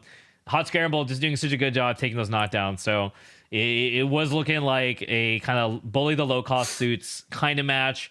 Every time. Yeah, the comp worked out pretty well. I think Zaku Amazing was just a difficult egg for Team Just for Fun to crack. The Exia was actually. The Exia was given having a hard time against the Zaku. Yeah. And I just feel like Hot Scramble just played his role really, really well, right? High Cost was able to use a lot of his utility to keep the low cost at bay, and it just did a lot of work. And the damage added on, and they were able to play the neutral really, really well without taking a lot of damage, and was able to fight them more than once, twice, but 3 times. And a lot of those Gary shots was actually doing a lot of work. Yeah, I mean, honestly, I feel like Alternative V is just a little more solid overall. But I would like to see Just for Fun take more ground, maybe. Just get a little closer first before trying to engage. I think maybe would have been the thing. Or Exia just needed. If Exia found the hits. In any case, that's going to be our upper bracket round 1, right? Yep. And this was pretty convincing on a lot of sides. Unfortunately, we had a lot of disconnects on I'll get this Neko side, but all the other matches were pretty competitive, but also it was a pretty sweep at the same time. I feel like it was too sweep, and everything else was pretty close. Yeah, definitely that the double S tier Sneeds and Feeds as well as the Neko Mimi Soul were like really close matches. I wish we'd been able to see a little more from that second match, but it looks like actually we're already seeing Neko Mimikon taking a 3-0 against Finland Busters in the lower bracket. So we are going to be potentially seeing more of them on stream if they can keep up winning. But man, yeah, what a bracket star of the day, right? Right. That was actually pretty interesting. I really liked the uniqueness. There wasn't a lot of like same comp teams. So that's also pretty good too. I mean, well, we've seen a lot of Kempler, right? But we seen a variety of suits. There's a lot of suits in this game, so it's pretty cool to see them like switch around. A lot of people step to their guns, which I really like too. I really like when people just like, yo, we're gonna try to work with this game plan. We're gonna try to stick to our guns, and we're gonna try to ride it out, whether it works or not. I mean, you know, I think Camphor is a really good tournament suit personally, but I also feel like the comps that have been running Camphor have not really allowed Camphor to shine. So you know that's a little unfortunate, but you know it is pretty interesting. We're seeing a good amount of Camphor. Yeah. But you know, I feel like V2 also. We saw a couple of V2 teams. V2 seems to be pretty popular as well in kind of the tournament cycle. So interesting to see. Definitely both suits that can kind of get you those momentum you need to clutch out those wins for sure. But, you know, in any case, if you guys are interested in checking out some more competitive games, definitely be going to compete.playstation.com to find more info on all different kind of tournament series that are being run by PlayStation. Not only for Gundam, of course, but for fighting games as well, from Guilty Gear Strive to Tekken and Mortal Kombat. So it's just a great opportunity to, you know, get your feet wet in the competitive scene if you're new, or to, you know, test your skills out in a competitive environment, you know, all from the convenience of your own home. So it's really awesome. We have things other than EVO as well. So there is the Open Series running a plethora of games for you guys to check out as well. But definitely be going to that compete.playstation.com for more info. And I think we're going to be jumping to a break first, and then we're going to come back here with our upper bracket, right? Yep. Yeah, And like I said, there's going to be a lot of matches coming through, so I'm looking forward to see. So make sure you guys sit tight and wait for the break, and we're about to be jumping into some more Gundam Maxiboost action. I'll see you guys soon.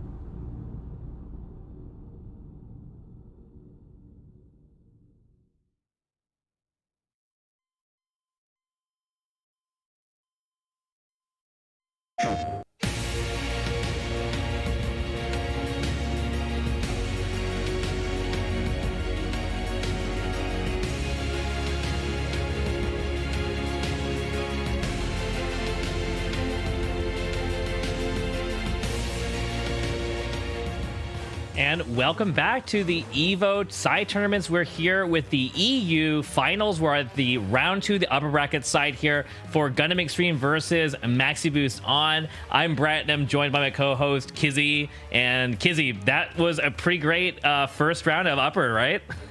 Yeah, man. I felt like there was a lot of back and forth, and then there was a lot of blowouts, man. Let me tell you, man, the upper bracket, they were not playing for fun. They were playing for keeks, and one of them wants to be grand finals. I'm curious to see who is more thirsty to be to the grand finals and take this side tournament today for EU. Yeah, absolutely. Super excited that we're able to showcase such a variety of talent here on the European side. We have Turkish Gregs up first versus Solgor Teach Chinese, and then we got Sneeds, Feed and Seed bringing up the rear. And so it's going to be interesting set of matches. I think, first up here, Turkish Gregs versus Solgor Teach Chinese is going to be an interesting one because Solgor Teach Chinese was able to take it over their previous match mainly through the double DQ from the disconnects. So we have not really gotten to see much, and it was kind of a pretty unorthodox team here with this kind of front 2.5 red frame. So I'm going to be honest here. We'll see what the chat thinks about their prospects here. But Turkish Gregs definitely seem like one of the most solid teams from my perspective in this bracket, with just like a pretty orthodox Penelope front team. Misala definitely doing a really good job of just creating a lot of pollution on the screen. Just Penelope, Misala, I like the team conceptually. And so we're really going to have to see how Team Solgor Teach Chinese actually handles that. If they can get the jump on Misala's self-defense, especially outside of the plane mode, is not amazing. So that would be my guess as to how they're going to get that. But anything can happen.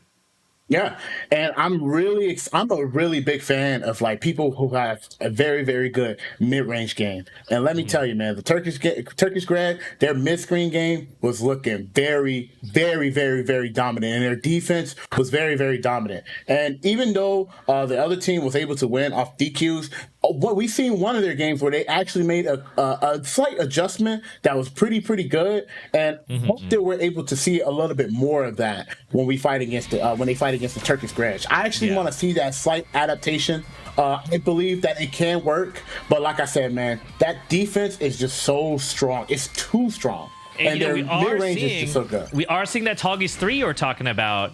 So you were saying you wanted to see a Toggy's 3, and looks like we might be getting it here.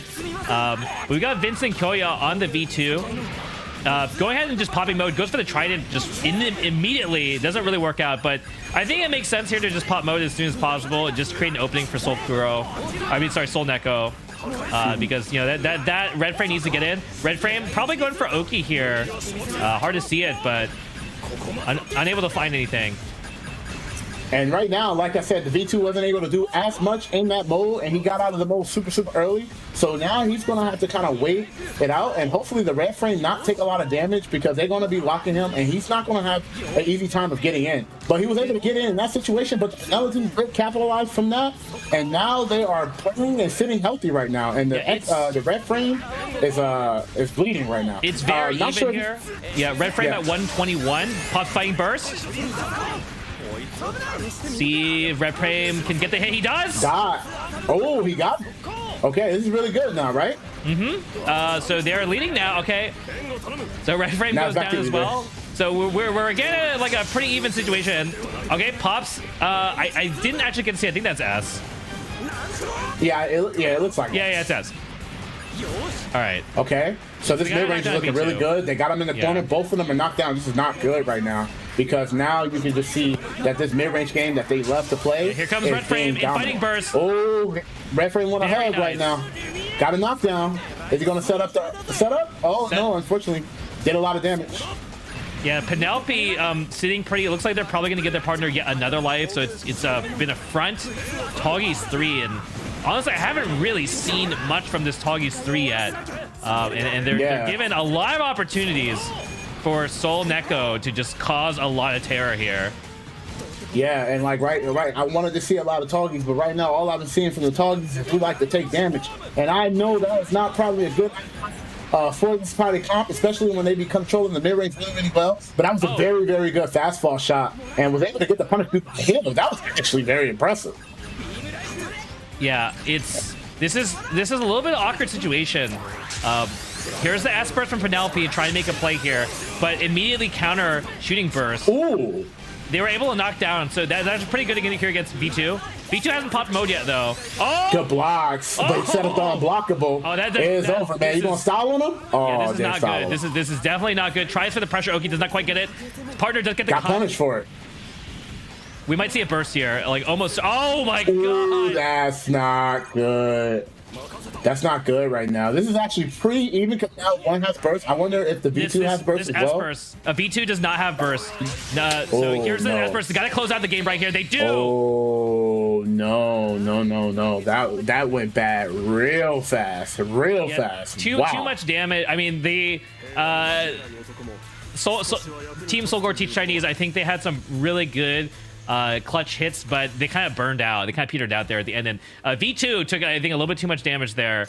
I honestly, it was not close at the end. There were, I think, it was very close in the midpoint, but I think they just scored a little bit too much damage on Team Solgor. Like Team Solgor was not able to get enough. I think they got that knockdown on V2, and that burst from V2 did not work out. So that's unfortunate. I think that burst, if it had worked out, could have brought this game to very, very close. But unfortunately, it looks like it just got like one shot down or something. I missed how V2 got taken out there. But you know, because honestly, like I feel like Penelope actually was not putting in that much work. I felt like it was actually a fairly low threat level from this Penelope Toggy's 3 team in general, but you know, I think the enemy team just offered too many opportunities, so we'll see. Right. It's the same team too, obviously. Same comp from both players, so we'll see. We'll see how this goes if there's some adjustments. Honestly, despite the fact that they took this game, I felt like the game plan overall was pretty okay for Neko and Vincent. Yeah, and I feel like you said, like the Pelicans didn't do as much, but it still was an overall competitive match overall. So I really like that they stuck to their gun. So I feel like they can make slight adjustments to like change the tide of the game, and then we're gonna see how the other team is going to adapt. Yeah. Okay. Toggy's out here putting in work. Wasn't able to get the combo off that, and it's an overheat. Got nice punish. Actually taking that damage pretty okay rather than getting stunned. So that was actually really good. Red frame is in the corner. Getting peeled down. Yeah, that was a good confirm. So now they have a lot of positioning really well, and that could change very, very fast. Let's see what he does with this burst. Nice. Okay, here we go. He doesn't have a lot of life, so he's going to have to go in, and he's going to have to make sure he don't get touched and take advantage of all of this burst that he has. And he did, and that was really, really good. He did a good amount of damage. Red Frame was able to get the kill off, so now that's pretty good for the team Neko. So let's see. Yeah, it's a very close match. Again, both players with their 2.5s going down. I think Sol Neko. Oh no, the burst wise is pretty similar. So it's a basically a dead even game right now, with Sol Neko getting lit up a little bit. But you know, that's not that bad if they can build burst and they make a play. Right, here we go. Right, here we go. Oh, he missed. Oh, good blocks. Oh, perfectly in burst. Oh, that's okay damage. You can take that. I think he's gonna get close and pop it right now. Here we go. Here jumps over it. Pressure lands it. So nice. Goes for it. Oh! That was very clutch for the Penelope right there, man. I wasn't able to capitalize on a lot of them. It was actually really, really bad. They went all in on that burst and did not. Somehow V2 took a lot of damage too while we were watching this action on the red frame. That's the bigger problem here. They need to choose what they're gonna do. Oh my god, it did not look like a punish. From downtown. It looks like, I think he misses input there. Okay, the shooting burst has to work basically. Oh, that's it. Oh no, man. I feel like they went all in on that first burst interaction, and the red frame wasn't able to get the capitalization and was able to hit the V2, I mean the Penelope, and the Penelope actually punished it, and it slowed the game down. I felt like everything fell downhill right after that, very fast. Yeah, that swap to Penelope was not so good, and then I mean, ate like the full damage from that Garo through the armor, and then I think the main thing is V2 died. We're seeing this Penelope able to actually give their partner an extra life. Like that Penelope generally looks like it's operating just on one life, and we are seeing the swap here to Kashi, who we saw a lot of in some recent North American tournaments recently, perhaps due to the influence of the movie coming out. But I do think Kashi is also like a really nice tournament suit.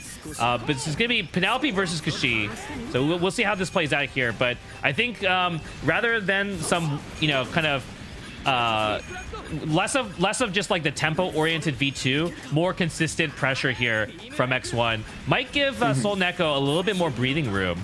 We'll see how it actually plays out. Yeah. Okay. Now he's controlling the mid range pretty well now, and trying to start off and get the opportunities going for the red frame, and it looks like he's doing a pretty solid job. But red frame just got to really position himself where he doesn't take a lot of damage. Like right there, he was doing those good trades, and I think those good trades are actually pretty well for red frame, because that just allows his teammate to kind of dish out damage on the support.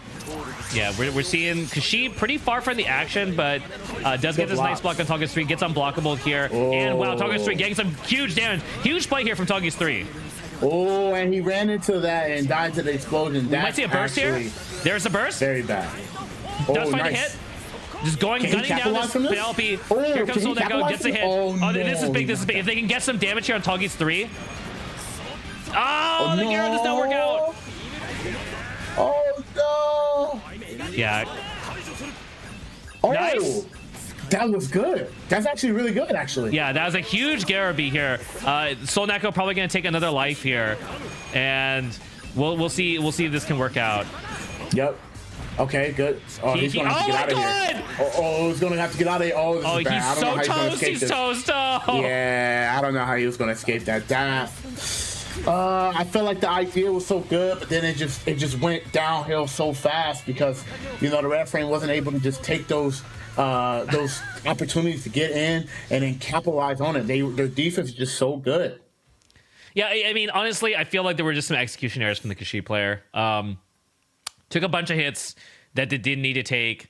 And the positioning at the end, that's one of the things in Gundam, if you know your partner is going to die, you got to make sure that you're in a safe spot when he dies. Otherwise, you're going to just get 2v1'd. And I think he also did not respect the shooting burst from Togus 3. And honestly, Togus 3 shooting burst is very scary. Due to the super vernier, you can push up right into the grill like really fast. It's honestly, momentum-wise, very scary. So Good stuff to Team Turkish Gregs. Looking really solid so far in the in upper bracket round 2. Yeah, and I was pretty excited to see a lot of Togus 3, and Togus 3 was showing a lot. Wasn't really good in the beginning. He was kind of shaking up a little bit, but he made the adjustments and he was able to do a lot. And you could tell by just a lot of interactions for the red frame versus the Togus 3. So I really like the change too for the Z, but like you said, a lot of execution errors didn't help the cause of that comp.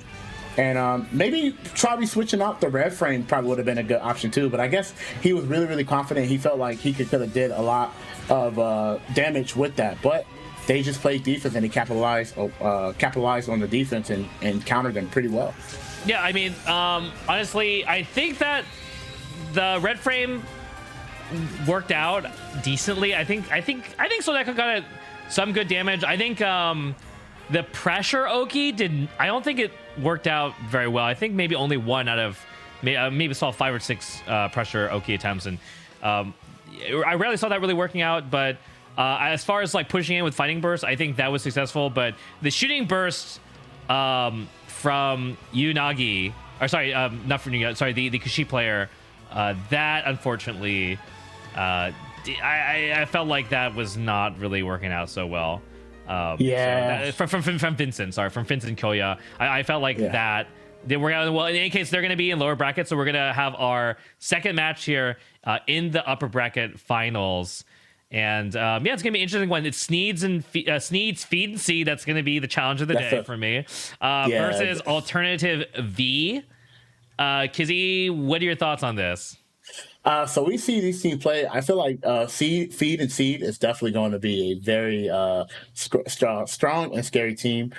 We've seen a lot of them previous games before the break, and like I said, I think this matchup is also it's going to be either super close or it's going to be super like fast. You know, a lot of comps are just like very fast or very defensive. It's crazy because if you look at these teams, it's not like a balance, but it's like an all in or all defense. You know, it's not like one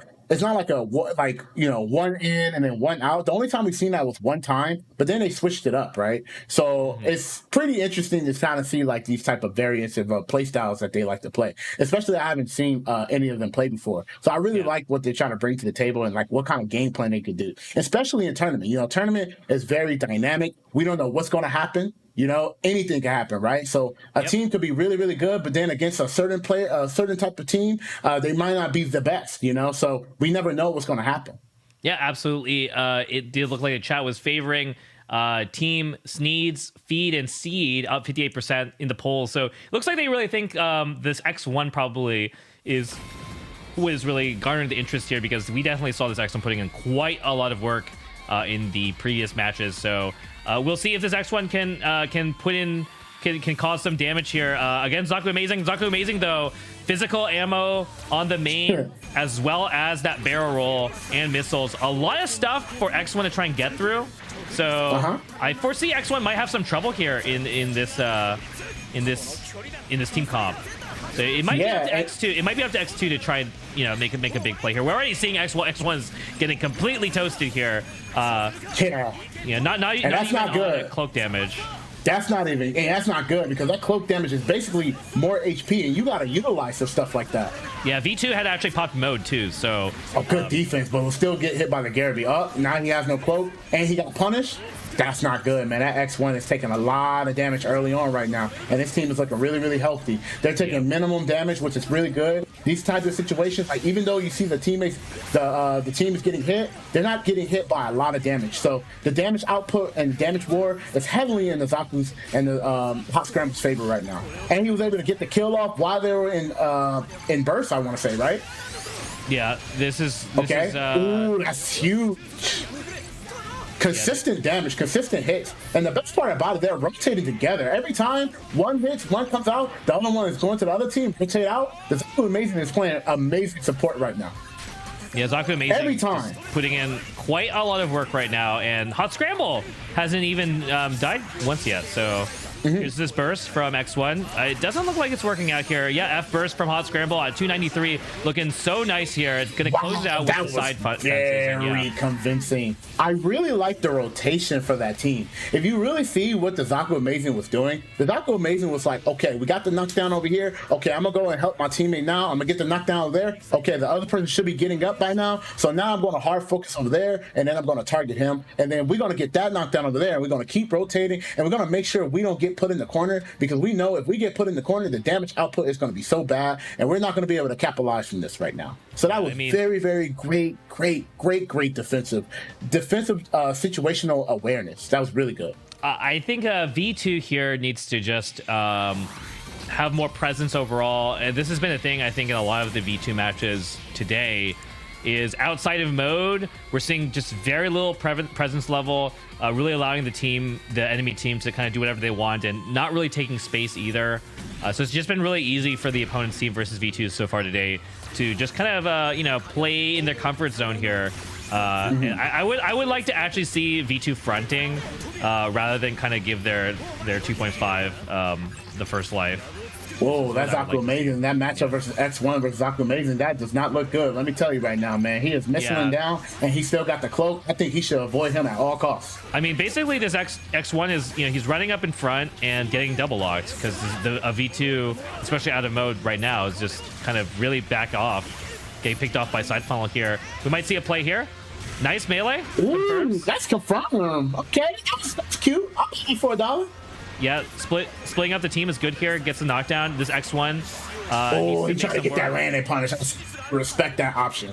But now the hot scramble did got a lot of damage on him. So this is actually pretty healthy for this team. But now he popped burst, and what he's going to do from it? They're going to have to capitalize on the situation. V2 is right very now. low, though. If they're planning on giving X1 the first life, then yeah, they are. This is a 1v2 in shooting this burst, is and pretty good right now, right? they got a pretty good hit. situation. They got 2 hits. If they can get like a fork Oki here, that's pretty big. They just need to land this. Oh, he got out. Fork Oki. I didn't like that. I felt like they could have just kept double lock, but I like the idea. But I felt like getting that damage on the Zaku Amazing would have been really huge in the long term. Yeah, a little bit greedy of the blind swap here to the fork, but in any case, you know, mainly is the V2 can stay alive. It looks like it can be okay, but it still seems kind of close health-wise right now. Burst-wise, though, they're in a bit of trouble here, as Hot Scramble is going to build his burst. Yep. Honestly, I feel like if he could get into that mode, he could probably change the tide really fast. But right now, X1 in burst. is putting his shirt back on. The nuke Oki might be good. Nuke. Oh, no. He's going for the chase, though. This could still be good for X1 here, but there's the burst from Hot Scramble, and... Oh, this is not good now. He went for the wrong person, I felt like. He felt like he should have tried to protect his teammate. Oh, that was able to work out, but I don't know if they can have a lot of damage to come back and fight the Zaku Amazing probably here, unless they can get some... Oh, unfortunate. Yeah, like we were saying, like I feel like a lot of the swaps that like kind of like in those crucial match to change the tie, I feel like they just chose a different type of outcome that just didn't work out. It didn't seem like it was a huge investment long term. I feel like it was something that if it did work at the moment, it would be pretty huge. But I feel like they could have just went and kind of like utilized like, okay, this situation is really bad. Let's just capitalize it really, really heavy and you know, try to work on with that. I mean, if the target swap Trident had worked out for V2, I think it could have been their game. But you know, kind of. It was a blind swap, so I think they were just hoping that Hot Scramble was like forward boosting straight into V2 or something. Didn't really look out. At the same time, though, I mean, Zaku Amazing had kind of jumped up top. It looked like maybe they weren't going to be able to get that Oki, so I don't think it was the worst decision. And we did see a little bit more of an aggressive play from V2 here. The problem is the exchange for that was that V2 took way too much damage. I see. V2 was at 200 HP when X1 died. It's a little bit too aggressive. I mean, the trade-off is they were definitely able to get more done for sure, but right. And right now, I'm really liking he's in the mode change, but right now, getting knocked down in the mode change is really not cost efficient, especially in the mid range. But that actually capitalized. Nice. Oh, that changed the tire really, really fast. I think he made up for it with that try. And I agree. I don't think getting knocked down was so good, but you know, this could be good here if X1 can. Nice. Yep. Ooh, this is really good. I think this is the type of ideal situation that they want, especially early game. Oh, F burst. Okay. If he can live through this, let's see. If he can minimize damage, he can live through this. Oh, he gets a sub, but probably not. This is kind of even. It's kind of even now, you know. That was a very even out situation. Yeah, I mean, I actually think Team Alternative V is in a bit of trouble here, as their Zaku Amazing is pretty low. Yes, and I really like that the X1 is now voting the Zaku Amazing, because now he's utilizing the cloak more, and that's what you kind of want to do with the suit, right? Yeah, no, so the big difference is this V2 is actually playing front now. V2 dying first is X1 at 300. Like, I think this is just going to work out a little bit better, and so far it definitely is, but we'll see how this X1 adjusts, because we haven't really seen this X1 have to kind of play back here, but so far it's working out pretty well. Uh-oh. The burst is in play right now. Okay. Knocked away. Oh, X1 is about to get their cloak. If they can live, the cloak is up, puts it on. So getting some value here. But we'll see if X1 can defend against this funnel. Zaku Amazing does go down. I really like the Hot Scramble is playing very defensive, knowing that the X1 has to get in, and he was just playing around. The scary thing is that around the V2, like, slower this match goes, the better V2's playing, right? So yeah, because you get that mode change, right? And hit everybody on the field. He's going for the Garrow. Doesn't get it. Oh, he's gonna get that landing punch right here. He wants. I think he might get the landing punch. Good burst. That was a very good burst. This is like the fences, and here comes Zaku Amazing. Oh my god! Wow. That setup was so crazy. It was so hard to get out of that because he was in the corner, so he couldn't really move around. And the Zaku Amazing just got above him and was able to just shoot a lot of pollution in the ground, and then he just happened to just get hit one of it. That was crazy. I mean, that's just a really good situation to be doing the down funnels for Hot Scramble. Force X1 to retreat. X1 just took a little bit too much damage there in the second half of the fight. I think I would have liked to see a little bit more wait and see so that V2 could get something going. Because I actually think the situation was not bad in the halfway point for V2 X1 team, actually. And he did a good job living until he got his cloak on his first life too for X1. So I don't think that was actually that bad. Yeah, and like what we was talking about, I feel like this team, the matchups for each players and each team, I feel like it was going to be either all in or all out, right? So they kind of went all out, but it didn't capitalize. But then when they went in and they picked the best and they took the decision of just like, hey, we're going to go ahead and we're going to try to lock this team up. We're going to go and we're going to rotate and let me focus on these characters. They did pretty good. But then they made that adaptation. Right, they made the adaptation, and unfortunately, they was not able to secure the deal. It was close. It was really, really close, but wasn't enough, man. Yeah, that was so much damage that Hot Scramble got in that exchange. I think if they had gotten a little bit faster of a cut, but kind of hard to cut there, and I despite the fact that it was a 3-0, I think a lot of these matches were close. I think that adjustment was right from Team Sneed's Feed and Seed towards the end. They just took a little bit too long, I think, for that adjustment. So not enough matches. Yeah, and I like this situation right here. That situation was so perfect. He was able to harass the X1 while staying above him, and he was in the corner. Man, that is literally all that you could wish for. That was like peak game over checkmate, Yeah, definitely a very tough situation, especially for like 1 HP X1 here. Not very many ways to defend themselves in that double lock situation. So good stuff from Turkish Greg's taking it. Oh, sorry, from Sneed's Feed and Seed. They're going to be fighting. Alternative V is going to be fighting against Turkish Greg's in the winner's side. So we're going to be obviously looking at that after the break. But actually, when I think about it, I was about to say they kind of play the same style a little bit, right?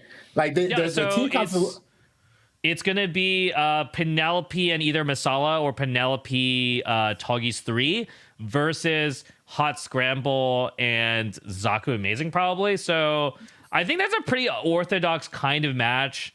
I'm really interested in seeing what it's going to look like. But, I think it could play either way. What do you think, Izzy?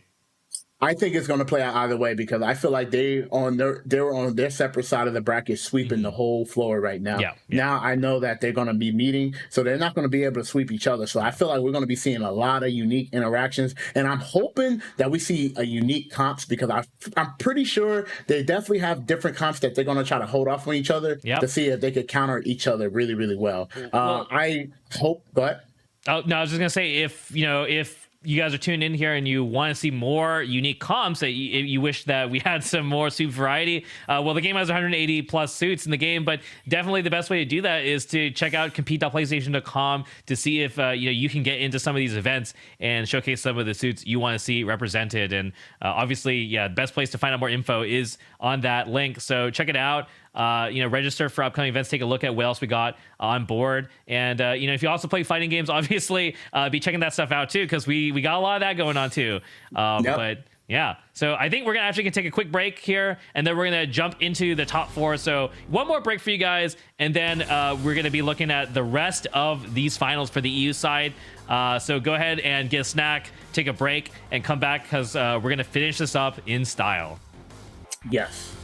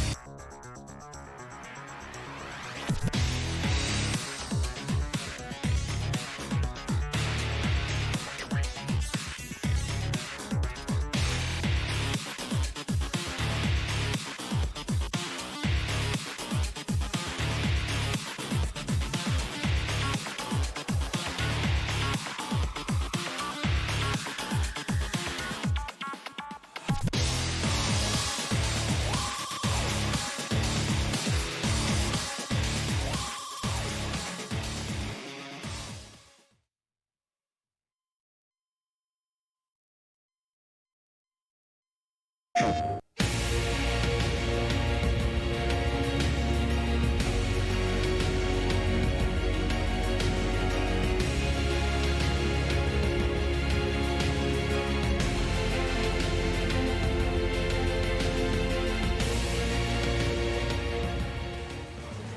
right, guys, hope you had a great break, and if you're tuning in for the first time, welcome to the EU Finals. We are at our top 4 for Gundam Extreme versus Maxiboost on. I'm Brett, and I'm joined by Kizzy. And Kizzy, are you ready to finish off EU today? Because got some good matches coming up, I think. Yes, I am super excited, and like I said, man, I feel like most of these team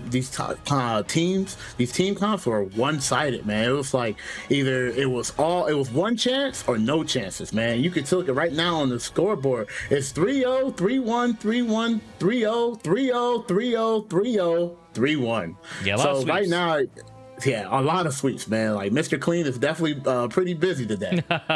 So I'm actually looking forward to see Turkish Greg and versus Alternative V. I think that's going to be the most exciting matchup right now. Yeah, I think that I'm not too surprised to see that this is the the winners finals match. Looking at the 8 teams, yeah, not too surprising to see these teams flowing up to the top. Turkish Gregs in particular had a really strong impression in that first game on the winner's side with that Masala, but we are seeing them on that Toggies 3. And Alternative V being really consistent with Hot Scramble today as well, has been putting in a lot of work. So looking forward to the match, basically. Chat, let us know who you think is going to take this. I think this one could go either way, honestly. Yes. Hot Scramble front versus Penelope front is going to be an interesting one.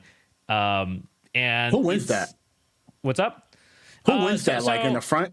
So Penelope does a pretty good job of staying safe and like creating a wall. I think that Hot Scramble does a better job of having being able to push in with momentum. So I feel like in a neutral, it's pretty okay either way.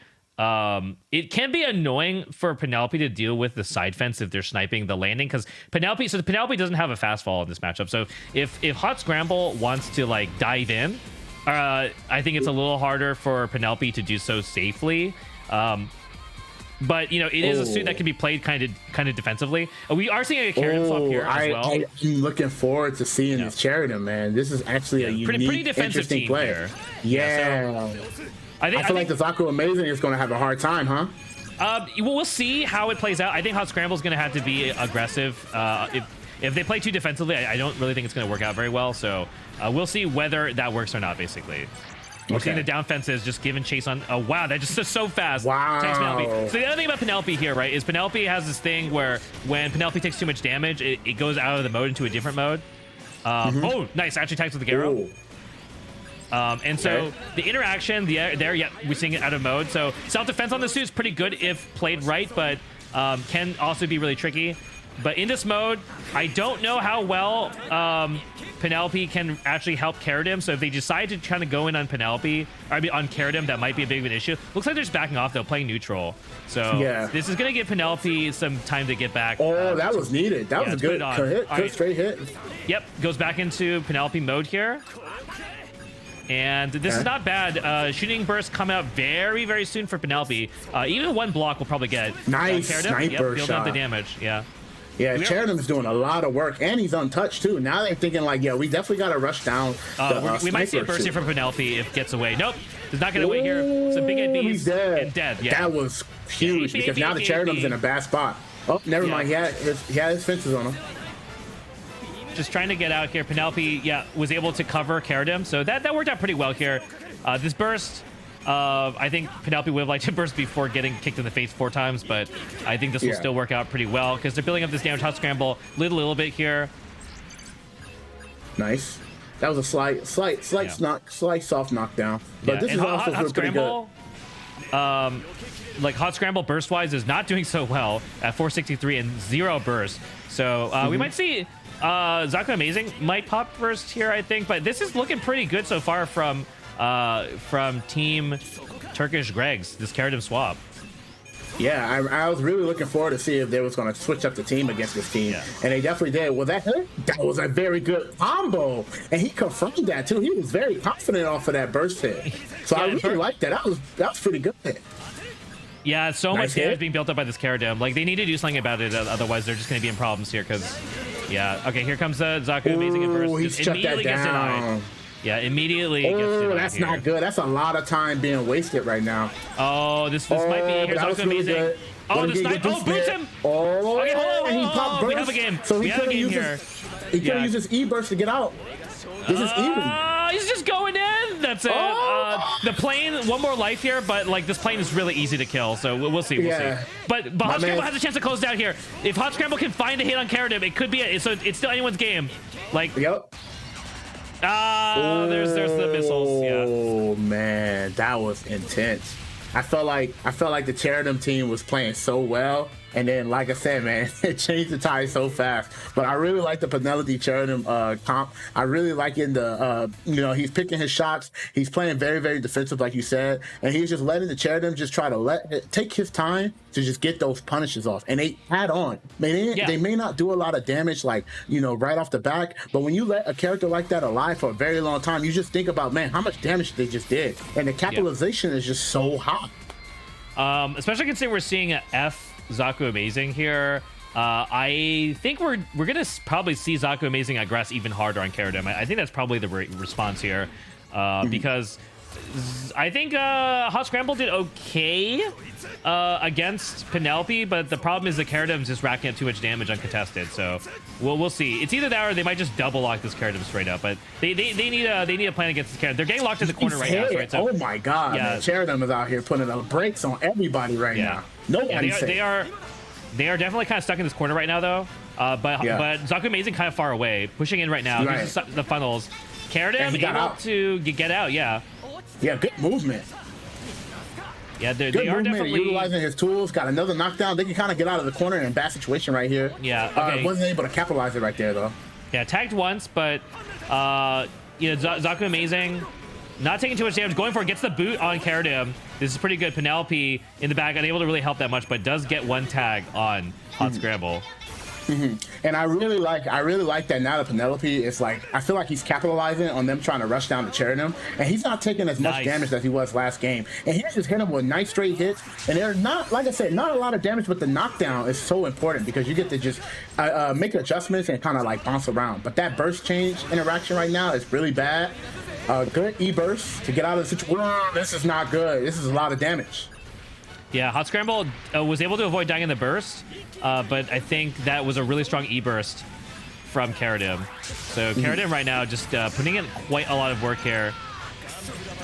Yeah. Wow. They're fighting here right for Zaku now. Amazing. Yep. They not are enough fighting. to kill. Yeah, they're slugging it out. I think a slugfest is probably what Alternative V wants here. Just kind of disrupt and create some chaos so it's not easy for the enemy team to disengage. But we'll find out here, racking up a lot of damage. And I feel like the Turkish guys are putting it all in on their defense too. So like, and once you break it, they're just going straight for this for Penelope here, who's died in overcost.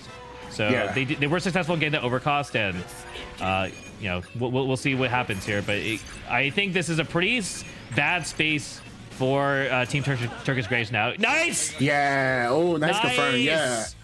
That was pretty good. And unfortunately, like, once you have your sniper suit and having to kind of play the front, it's kind of like checkmate right there, right? Because they don't have a lot of options to kind of like, establish offense and kind of like change the tempo, because their design is to kind of go all in on defense and kind of go for punishment. So when you make a character like that have to be up front when they can't like have the tool, they don't have the tools to make those type of risks. It's kind of like checkmate, right? It's like you're relying so much on your partner. We might see suit swap here. I think the character was working okay, but at the same time, I mean, they did get the OC. They were getting pressure in the corner. The Zaku Amazing, I think, was doing what they needed to do. But it's just kind of, I think anything can go still. It seems pretty even between these two teams. So, yeah, I'm actually liking that they're just keeping it. I felt like this was a very competitive match. I felt like there was a kind of slight errors, slight errors that they made, but it's easy to adjust, right? It's not a type of matchup where you feel like, oh man, I was very bad, let me just change it up. Now I feel like it was just like, oh, we made a couple of errors, but now let's try to capitalize on our errors and let's make it into a positive and push forward, Yeah, Karadim in a bit of trouble getting focused here by Hot Scramble, out of position. Yeah, they're definitely just going straight on this Caradem. That is one of the easiest ways to win this match. If you just overcost the Caradem, really I tough. guess they learned their lesson. They were like, you know, maybe the Penelope wasn't the best move first game. Let's just go after the sniper. Oh, nice confirm. Yep, was able Penelope to slow the damage down against the Charadem. Yeah, But they're still rushing them down right now. I mean, this is basically like a circle. Like Penelope is looking at Hot Scramble, and Hot Scramble's looking at Caradem, and this Zaku Amazing basically is just trying its best to get anybody to look at it. Yeah, and like I said, man, that sniper dying so early, and that's not good already for the Penelope. The Penelope is not going to really, he can't afford to really take a lot of damage right now, because if he dies and get overclocked, he's going to be a very, very, very, very vulnerable target. Yeah, it's an inconvenient time for Penelope to be out of mode as well. So yes. Looks like they were able to build it back, get into mode, but at this point, Hot Scramble here with the F burst, looking to just hit. Yep, here he goes. Here we go. This is party time. Very nice. Ooh, and that's a lot of party damage right there. Oh, Penelope declined the invite though, and now he's going to use the counter burst. And what he's going to do with this situation right here, let's see. Yeah, Penelope. Oh, he took the damage and got in the knockdown. That's not good. That's not a good. And then both of them are bleeding right now. They are not healthy with their health bars right now. So this is a pretty good game for Alternative V right now. But the Zaku Amazing does have to be careful. 245. If the Zaku Amazing gets taken down here too quickly, this could still be trouble. So I wouldn't be surprised if they focus on the Zaku Amazing here. That's damage. Yeah, gotta be careful here. Does have F burst though. So, and also if they kill Penelope, or it's like game over. So yeah. So they're gonna have to really, really be careful. But look at you, he got hit from downtown, LA, Los Angeles, right there, man. Jesus. Yeah, this is recoverable I'm surprised that worked out. Oh, you need those, right? Yeah. Oh my God! Wow! Oh my God! What is happening over there? They're out there fighting. Okay, he does find the Caradem hit, but goodness, man, just changed the pie so fast. Yeah, man, the burst from Zaku Amazing working out so well here. Now Team Turkish Greeks, Gregs is in trouble. Yeah, the E burst from Caradem, but you know, Zaku Amazing chasing, just going for the chase. Oh, that was good. Double lock, man. That was pretty convincing, man. Like Zaku, we're gonna call Zaku burst amazing, because that was an amazing burst, and he did some amazing damage in that situation. And man, they capitalized that so fast. Just can't believe that hit went all the way from Texas and hit critically. It was crazy, man. Yeah, I mean they got enough damage on Caradem there. Yeah, just taking out Caradem early, getting the OC on their front player. It's a pretty big, even with some flubs in the mid game. I think just that opening, doing tons of damage and taking out Caradem early without Penelope being able to do anything about it was definitely an issue. There's the suit swap. Yeah. Yeah, I think they were. I'm not too surprised to see this sort of events. Yeah, I think they both looked at each other and nodded and was like, yeah, this is not working out. Yeah, for sure. All right, so Tallgeese 3, definitely, less able to kind of play the campy game, but definitely we've seen Tallgeese 3 putting in a lot of work in previous matches, just explosive damage with Esper. So we'll see if that works out here. He's playing pretty up close here, tries to go for the melee, but the side fence says absolutely not. All right, now we got Hot Scramble out here, about to set up the Hot Oki, but didn't do anything. Actually pulled back right there. I was surprised. I guess his teammate was covering him, and they probably kind of like trying to play it very, very slow, and since they kind of have the advantage here. Ooh, nice damage right there. Yeah, a lot of damage on Tallgeese 3 right now, so probably taking front here. Not what I think Tallgeese 3 wants to see, but this could be okay. You can't be taking damage like that so early. Oh, but he capitalized and got back from that. Yeah. Now they're going to push the tide. Just like that, man. Whiffing like that. Oh, you asking to get hit. Barely did not have burst in the situation. Not a good spot at all. Yeah, right now this is looking very unhealthy for this team. Forced to use this burst at 7 HP, dies in burst, and honestly, that burst situation is very tough. Ouch. Yeah. Oh, they didn't get the unblockable combo? Okay, they did. Okay, that was a really good capitalization right there. He had him in block stun, and then the dude hit him from behind and was set up the unblockable, and that was really good. But he got those fences. Oh, nice. And he got the knockdown too, so he was able to get a lot of damage. I actually think this damage output paid off, so he's okay to get hit by that, because as long as he got all the damage focus and his teammate is staying healthy, I actually think this is actually good for Hot Scramble. Yeah, I mean, Hot Scramble's going to come back with he was a really good burst spot. Yeah, he is dancing on him right now, bro. All right, shooting burst here again for Toggies. Does take Nice, down that was hot good. scramble. Hopefully he can escape this bad situation. Oh, good block. He minimized damage. Got a setup on unblockable. Honestly, this damage isn't... Oh, actually, that damage was really bad, but he got the punish when he came back to life. Now what's going to happen here? He's going to have the defense burst to try to escape. Zaku Amazing escaping. They're trying to double lock, and they're trying to just peel right now. Yeah, this is not so good for Turkish Gregs here, but... Yeah. He told him, sit still, let me shoot you in the guts right now with my pistol. Pistol Pete showing up, Zaku Amazing. That was very, very good, man. His teammate wasn't there to save him. Yep, that's going to be the 3-1 to take it for Team Alternative V. And man, yeah, I was loving the Karadim early on, but I think the adaptation was fast enough, and the suit swap, unfortunately, didn't really work out. I think Toggies 3 just, was forced to play friend in that situation, and the burst was the big problem. Getting hit in that first life and forced to burst at 7 HP, then getting knocked down, losing all that meter was really quite punishing. It was really punishing. So good stuff from Hot Scramble. Hot Scramble really putting in the work, I think. Yeah, I actually want to say too that I really like how we were talking about how the Penelope was taking all the damage. That's kind of like how they wanted to do. And you also mentioned, you said, like, in this defense team, if Cheridum is putting his back against the wall, it's kind of like a 2v1 at that point, right? And I feel like after the first game, they definitely was like, yo, let's just hard target the Cheridum. And they broke him out of his comfort zone.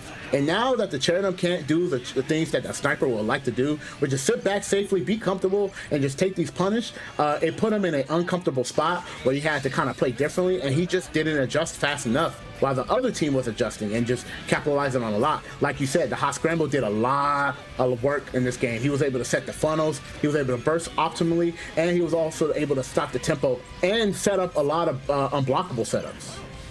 Yeah, I mean, honestly, I feel like this match was pretty good example. Some of the weaknesses maybe with Penelope here is that Penelope can be kind of low impact, especially outside burst, and you also have to take into account that mode swap, not really giving you too much firepower. So we just saw a lot of matches where Penelope was unable to create and get attention. It's having a lot of difficulty stopping the enemy team from doing what it wanted to do. So I think that's okay when your team is kind of trying to force them to play neutral and create that wall. But in that particular match, we saw Toggies 3 trying to make plays, and Penelope unfortunately was just not well equipped to help out in a lot of the situations. So good stuff from Team Alternative V. So they are sitting tight in grand finals. So that means we are going to be taking a look at this losers semifinals coming up next. So it's Neko Mimikon, who climbed their way all the way out of lower bracket, as well as Soul Gore Teach English. Chinese. Sorry. So that's going to be pretty interesting. It's been a while since we've seen Neko Mimikon, so I actually forgot what they played. It was what was it that they actually played? I forgot what they played, but I remember that unfortunately they got DC. I want to say that was the team. Right. It was Reborns. Yeah.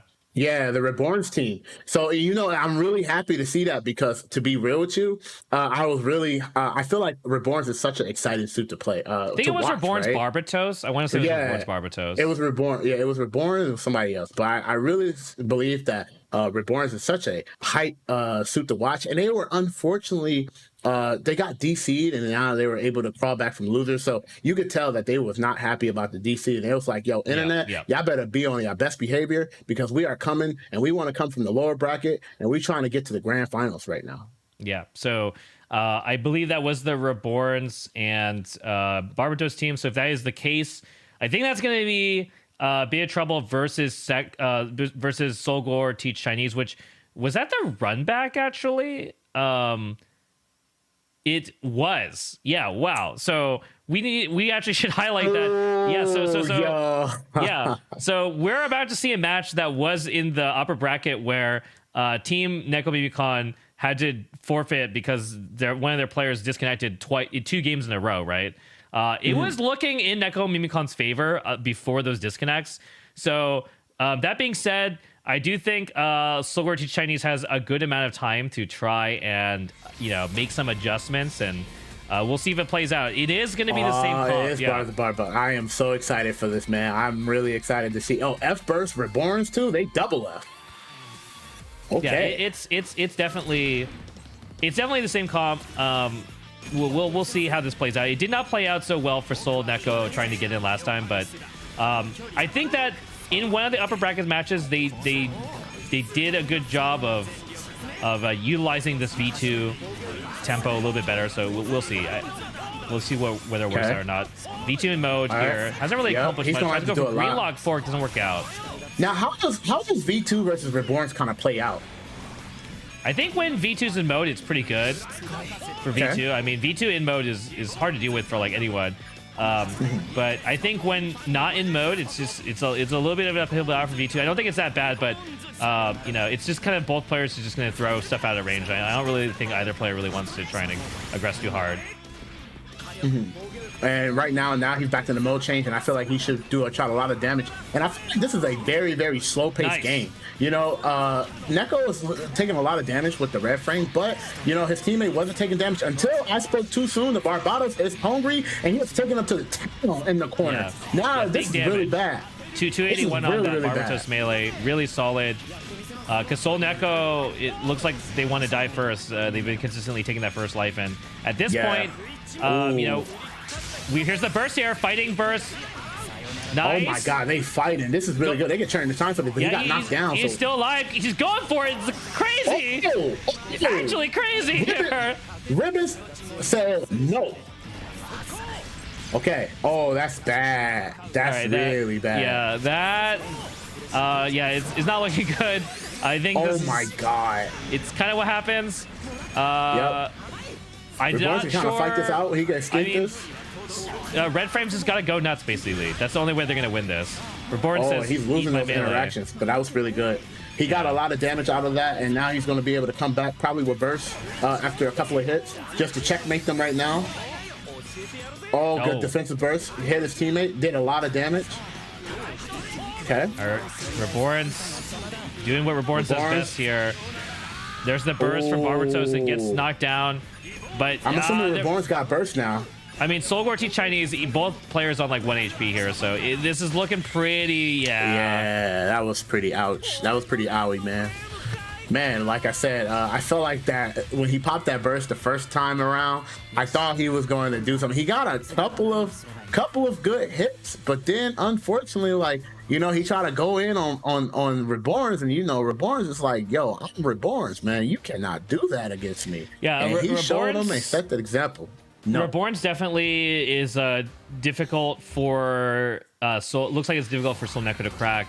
And I kind of just want to see this V2 go aggro too, just them double aggro. Right now, Vincent is staying pretty far back and letting Soul Neko just, you know, go nuts up in the fray, but I feel like it's a little too easy for them to just handle just the Soul Neko. I think they really need Vincent to pop mode and just go all in, you know, just don't give this team any chance to take space and adjust.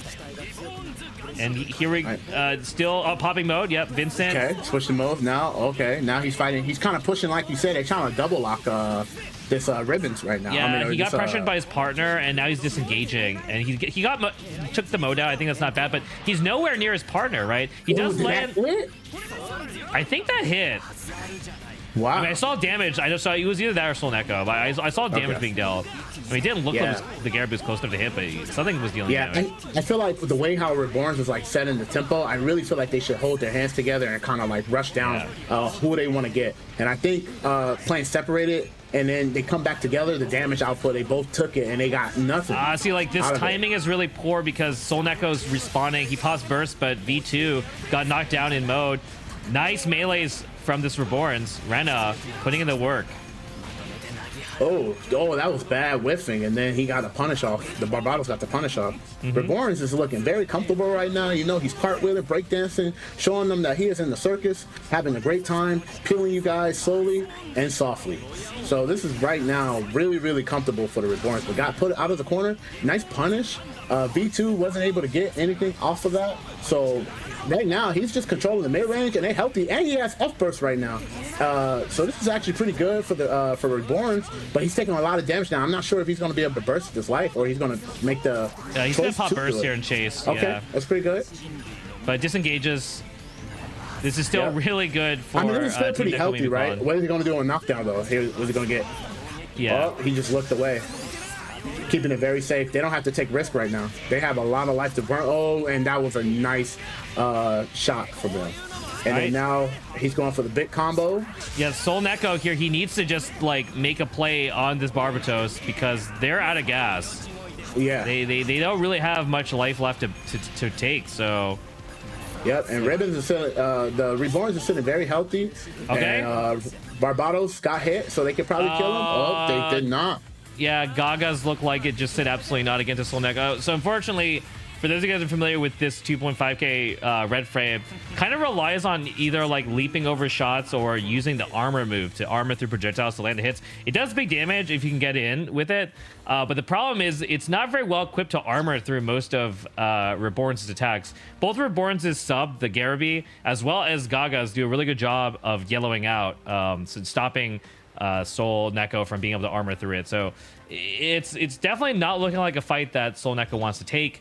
But you know, we need to see this V2 like take point here basically. Otherwise, I feel like that's all we're going to be seeing is I think he's putting too much pressure on the red frame, saying that you have to do this, otherwise it's not going to work out. And I just think that the red frame is just not enough, you know, especially running that Reborn's Gundam, you know, like I just feel like that capitalization is just not working, and it showed in both of those games that like you can't just do that. So I really hope that they actually double lock that and try that out, and maybe try to change the tempo just like that. Yeah, we're taking a look at 3006 playing Barbatos here, but just been doing a really good job of solid support throughout these games. Yeah, and like I'm really intrigued by how good the Barbatos is holding his own. I really like seeing this suit a lot, keeping it very simple and like that, just like, you know, just backing away and just getting those little straight hits. And like I said, the red frame is just taking a lot of unnecessary damage right now. Yeah, well, I think he knows that in this particular setup, you know, Red Frame's best shot maybe is trying to catch Barbatos and do a lot of damage again to overcost. So I think he's being very cautious to make sure he's not leaving himself open to getting targeted. Because Reborns can take care of itself, you know, that's not a problem. Yeah, he's a grown man. Sol Neko might go for pressure Oki here. The no tech, is able to escape. Oh no, he got out of it. That's not good. And he got the hard knockdown. Red frame is not getting anything going right now. Jesus, man. Like, I never seen such a brutal beatdown like that so bad against a suit. No suit deserves any of that. Yep, this Reborn's here, just fighting 1v1 versus V2 in mode.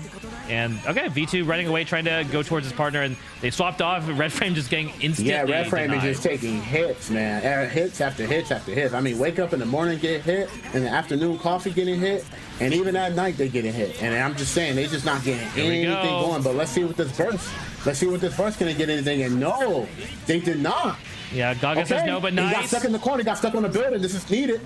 This could change the tide really fast. See what he do. I think you have to respect. Okay, wow.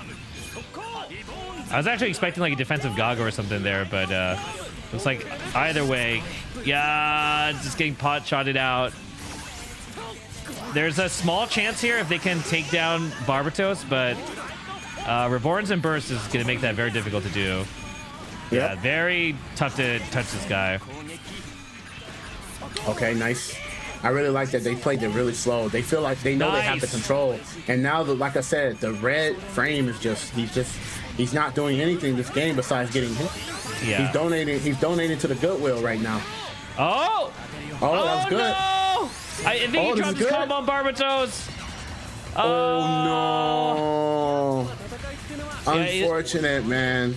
Yeah, it looked like Sol Neko found a hit on Barbatos, could not finish the confirm, and then kind of got reset in the air, and Barbatos was able to pop S-burst and clean up the game. That's pretty unfortunate, man. Like I said, man, at the end of the day, donating to the Goodwill is not a bad idea. We must donate to the Goodwill, and unfortunately, they are eliminated from the lower bracket. That was very, very rough. I I want to say that red frame, he just didn't have a good day. You know, it was just, it's really convincing that it just didn't work out. Yeah, I mean, this is kind of how it goes with that kind of suit. You know, it just either works or doesn't. You know, today was just not the day.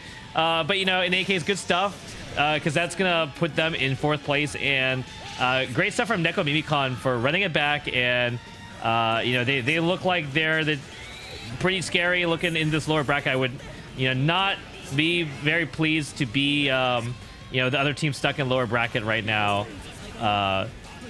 Because it's going to be a tough match, I think, for them. We'll see.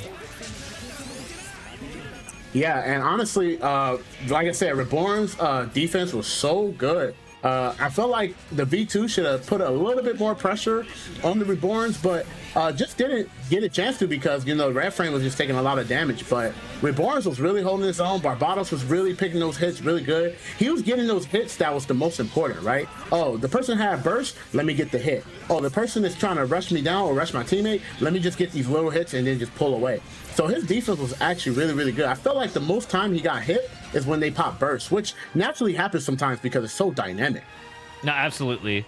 So that is going to be it for Team Solgor Teach Chinese. Turkish Gregs versus Neko Mimikon up next. So that's going to be the Penelope team versus Rebords. And yeah, that was a 3-0, man. And I'm actually looking forward to see how Neko do. I guess they were saying like, yo, man, we didn't get the disconnects right now, so we had to send a message, and we got the message, man. I think we understand how Neko feels, and I'm actually seeing that they're going to actually see what they do against the Turkish Gregs, man. Yeah, Neko Mimikon, if you're actually looking at that bracket, they have not. The only game they actually lost was one game to the Red Frame team, to Seoul Neko, Solgor Teach Chinese. They 3-0'd every single lower bracket match so far, so they are definitely looking like they're hungry for that grand finals reset, and they're definitely in a prime place to take it here, but they're gonna have to fight Turkish Gregs up next, so that's gonna be an interesting match. It's gonna be Penelope again. I feel mixed about this one. Reborn's, while played aggressively, certainly at times, probably might be a little more comfortable, I think, maybe for this Penelope to play against than the Hot Scramble. But I mean, Reborn's is a really strong suit overall. We're just gonna see how they play it and see how that plays out. Yeah, and you know, like I said, I felt like Neko's team, I feel like they have a lot of like tempo on their side. You know, they went to losers and they was like, yo, we won't belong in the lower side of the bracket, you know. And they said we're going to come back from the lower end and we're just going to try to sweep everybody we can. And Turkish, man, I'm just letting you guys know right now, they are hungry. Right, so they haven't eaten all day Masala. today. I like this a lot. I'm surprised we didn't see more Masala in the winners finals, because I felt like Xerox Masala was left a stronger impression on me than his Toggies 3, and this is certainly a suit that's going to put a lot more pressure on the opponents to try and get in, right? Like, this Masala just creates so much screen pollution. So we'll see how it works out here, but already taking some damage here. Reborn's punishing Masala getting out of position, and they're kind of stuck against this wall here near the buildings. Need to kind of find a way out here. But Barbatos, yep, getting hit by Masala, just doing things. Like, that's what the suit does. It just flies around and spits out missiles all day. And, you know, like, Reborn's there, like, trying to actually get the hit on Masala. That block, unfortunately, gets punished. But Masala's playing pretty up front right now. Gonna have to say, Masala taking a lot of damage. And Reborn's Barbatos not really doing much. So, not really sure what this Penelope is doing yet, because he's kind of leaving his partner out in the dust so far. But, you know, being in this mode does not help, I think. And like I said, man, they took a lot of damage right now, and they still don't have burst. Oh, that hit alone just gave him burst. So maybe they could change the tempo right now. Yep, and that's the way to do it. Yep. As right burst here, going to create a lot of space, even if they don't necessarily find that many hits. They've really cleaned up a lot of room for Masala to get back to doing what it does best here. Let's see. Oh my god! Ooh, nice hit. The beam rifle actually missed, but the missile actually still got the hit. Ooh, that was a good hard Oki setup. Yeah, man. So they got a lot of damage on Barbatos here. So certainly an overcost on Reborns, unless Barbatos gets like the heck out. But we'll see. Masala has burst here, and they definitely want this Barbatos. Like, you can smell it, right? Wants this Barbatos so badly. Oh, everybody bursting right now. Oh, Oh. Okay, Oh, they still got the got the OC. hit. Okay. Sub's not working out here. Masala hasn't really been touched since that early scramble, right? So Yep. Zayrok kind of adjusting to the playstyle and stuff of the other players. Nice stall attempt, that but was not Barbatos, good. Yeah, that jumps was- straight that up was there. good. Hits it on front of Barbatos was CSA ready works for that. out. All right, Barbatos taking point here and burst, finding the hits. There's the E burst from Masala. Tries to run away. Reborn's with the burst here. We might see it here coming up. We're gonna find out. I wouldn't be surprised to see a burst if things get sticky right here. Maybe. Yep. Really? No, he's gonna hold on to it. Yep. Hey, I guess he's pretty confident. Wow. I guess they were confident. He was still like, my teammates got this. That was pretty good. That was pretty convincing. Yeah, no. Actually, I felt like they were losing for a second, and then they just like slowly just turned around. Yeah, I mean, so they got Barbatos pretty low. I mean, they killed Barbatos first, but they weren't really able to take out the Reborns. And Masala, I mean, basically, I actually just think Barbatos put in a ton of work there. Died first, but was able to have a really good burst and just ran in and just got tons of damage.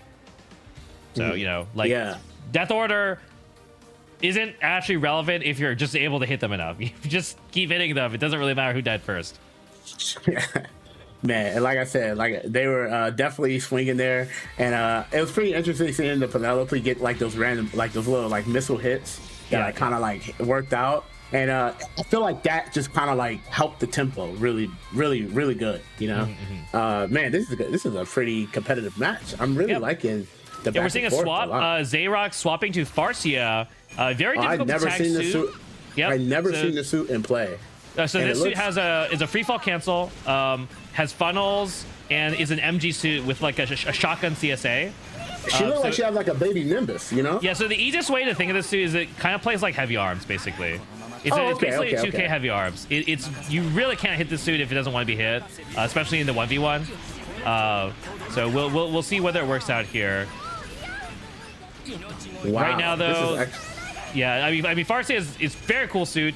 I also wish like we could see more of this suit. It's a pretty cool suit, but right now it's actually looking pretty all right. They got some good damage on Reborns. His partner though taking some damage in Odysseus. Ooh, that's not good. And then they still got him in the corner though, but they decided to regroup. But Reborns are now they separated. This is pretty good now. Yeah, if this player can, if Thick Cowgirl can hold on until they get the mode. And then pop S burst like right now. I think this is good. If he gets in the mode here and then starts pressuring, yep, love it. So this is definitely tough. Yep, damage might be damage here on Barbatos. We'll see if it works out. Oh, goes for the Garabi. A little bit greedy, doesn't work out, but also is able to disengage. Gets punished by Can2A. Reborn's now in burst. Says it's my turn to play the game. Yep. Okay. Ooh, nice punish. That was actually really good. Well, I don't think that was a punish. I think he just lined up his shot very good, and he was able to get the hit. Okay, Yeah, good burst, Mimi counter burst. in a good position now. 3006 in burst, where we might see once his partner comes back. I wouldn't be surprised if he just goes in and tries to close out on Farsia, maybe. He's got to be careful here. Yeah, Reborn's trying to peel for his partner. They want to kill Barbatos.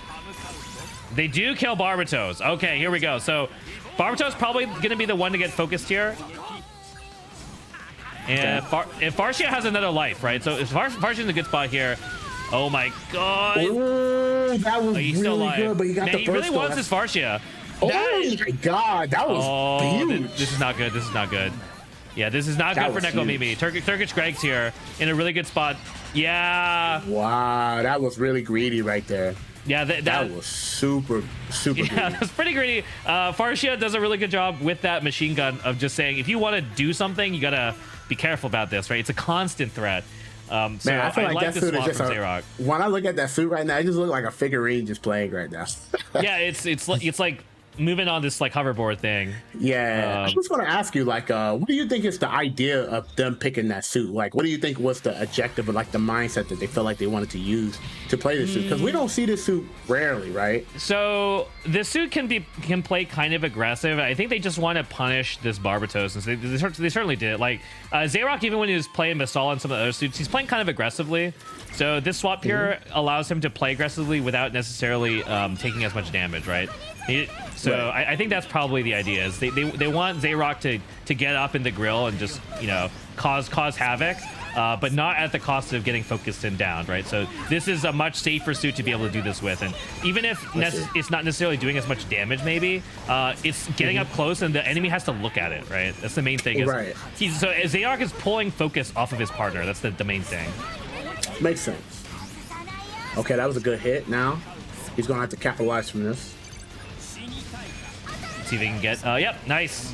Does land a hit on Reborns, right? Like Zarock hasn't been touched at all yet, just playing this game, putting on the pressure, suppressive fire with MG on the main, and you know, does get hit by that funnel there, but you know, that's to be expected.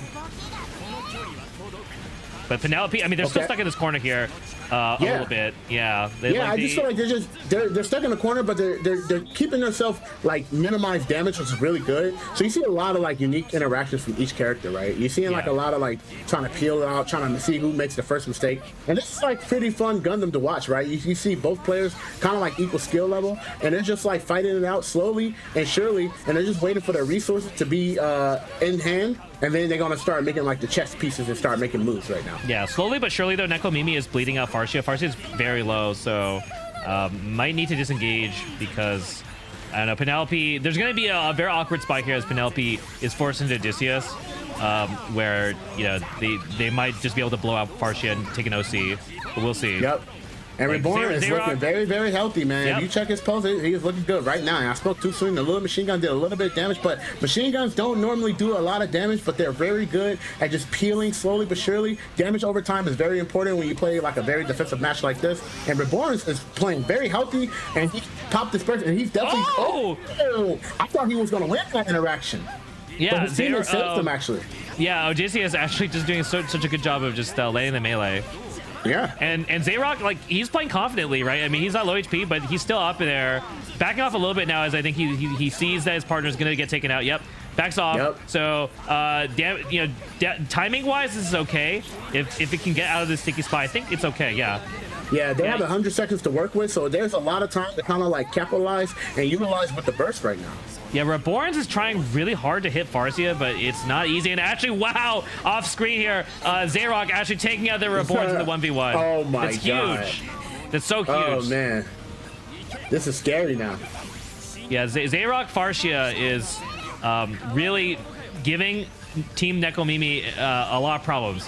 We're seeing nonstop. I'm curious to see, are we gonna finally see a 3-2 or like a 2-3 situation right now? We might see it. Like again, Reborns just does not seem to have a good read on how to tag this Farsia, and you know, Gundam 3006 also very low. Does land some hits, but like he's holding this full F just defensively, and oh, never mind. Oh my God! Goodness, bro! Oh man, that's what a way to just explode, bro. So, my man got hit. The leap melee, it does go over a lot of shots, but you can get called out in exactly that fashion. If they do move with Gundam muzzle correction, they press it as you're leaping up, you just run straight into their face. So what a Garo. Just what a Garo. Bro, let me tell you, that was actually one of the sad ways to go. And then he popped burst just to make sure it was guaranteed that you was not going to live off of this explosion. And that life bar peeled, man. It was almost like Exodia hitting the obliterate, and my man blew him out of the skies, man. It was like 4th of July, bro. I was surprised. I mean, I was expecting a defensive full burst since he was in a position where his partner had 600 HP, right? He didn't need to really take a fight there. I was expecting a little bit conservative play, and right as I said that, he just leaps straight into activate. But you know, we have seen that player play pretty confidently, swapping to Exia. Okay, so this was the suit that I think 3006 listed this as their main. I think so. It should be interesting here versus Farsia. It might be a little bit better, but hard to say. It's all about this Farsia, honestly. I feel like it's all about whether Team Nekomimi knows how to. Can they stop that or not? Right? Yeah. If they can't deal with it, it's gonna be pretty hard. It's either that or they just try and rip through Penelope. If they just ignore Farsia, basically. But we saw last game, basically, the Reborns was taking this fight versus Farsia, and it was not working out, right? All right. Okay. Farsia, she's now taking a little damage now. And she has a lot of HP to work with, too. Yep. But she's still pretty well, actually. Yeah, out of ammo, though, but still has that sub. Yep. And now I'm wondering since they kind of putting the pressure on her, if she's going to be taking a lot of damage. And you said that the whole objective was, can you stop the Farsia? And now it seems like she is now taking a bit more damage than normal out of all other games, especially right now. Yeah, Team Nekomimicon just doing really good in life right now. This Reborns player has been really solid. Not really taking much. And here's this S-Burst from Penelope, but doesn't really look like he's going to achieve that much here. Pretty far. Okay. Is able to tag the Exia. Nice stuff from Zarock, but it's kind of not enough here. This Reborn's Exia team just so healthy right now. Like Zarock, now doing such a good job. She still has a lot of low health right now, but she's still, I think, in a pretty okay spot. And the fact that she wasn't able to die out of that situation is pretty good for her teammate. And we're gonna see what they could do off this. Yeah, I mean, the Farsia is doing a very good job at not getting hit, but they still need to actually figure out how to pressure this team, basically. Right. Oh, she needed that. It's a good start. Yeah, it's really looking good. Like they might just try and go for an OC, but they're really behind on health, so it might not matter here. Stripped into Odysseus. Not at the right spot to be able to have to do that. There's a sub on Zarock, Farsia. Taking some damage. Yeah, they take down. This is not so good here. Farsia on the second life now. Exia. Yep. Oh, what's gonna happen here? Oh, that was not good. Now the teammate is gonna have to deal with the double lock. Yeah, Zarock might just have to go in here and make a play. Oh man, okay. Oh, that was very there's Farsia going in. Is he gonna get a punish? He kills Reborns. He kills Reborns like right now. Okay. Okay. All right, Exia coming in. I think that's really good. Exia he went for the super. Oh, he went for the super and took a lot of damage. Oh, this is actually winnable now. If they can hit this Exia here. Oh my god. Okay, it's winnable. So I mean, obviously Penelope's at 31 HP, but it's actually winnable. If they kill Exia one more time, but so Zarock, he needs to make the chance here. Oh my god, he can do it. So they have to kill this Exia like. Oh, he's dodging. But the machine gun finally with him. This is good. They're making it happen. This is good. Penelope has to live. He's gonna have to make a move. What is he gonna do? Penelope could not live. Oh my god.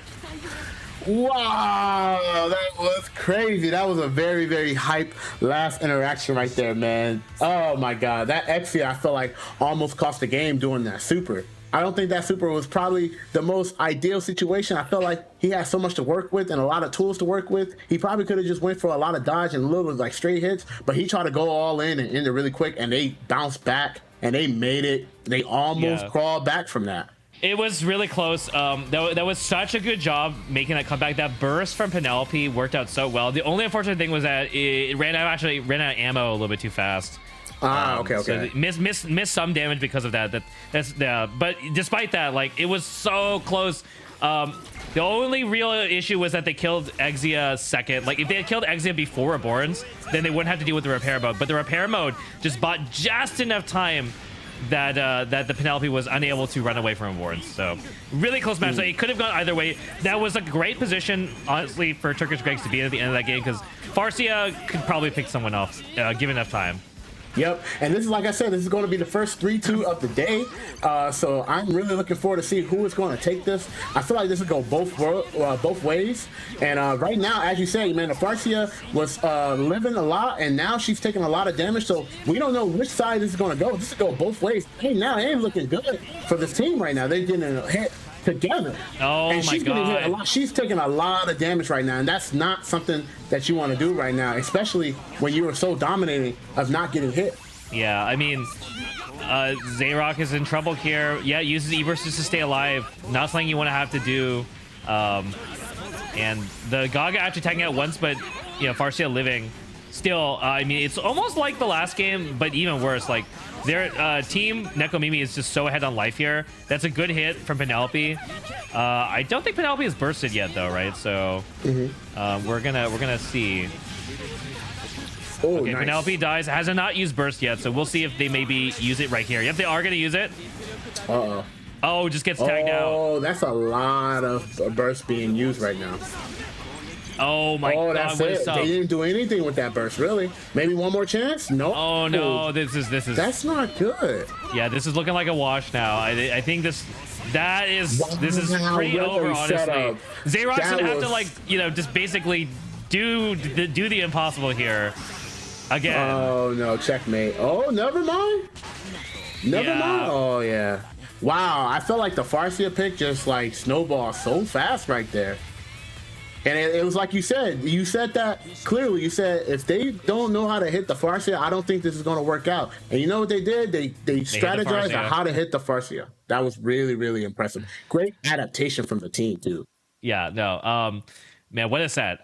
Pretty crazy stuff, honestly. I was that second to last match was pretty amazing. But good stuff to Nekomimi. The climbing all the way from losers round 1 to get back into grand finals, right? Wow.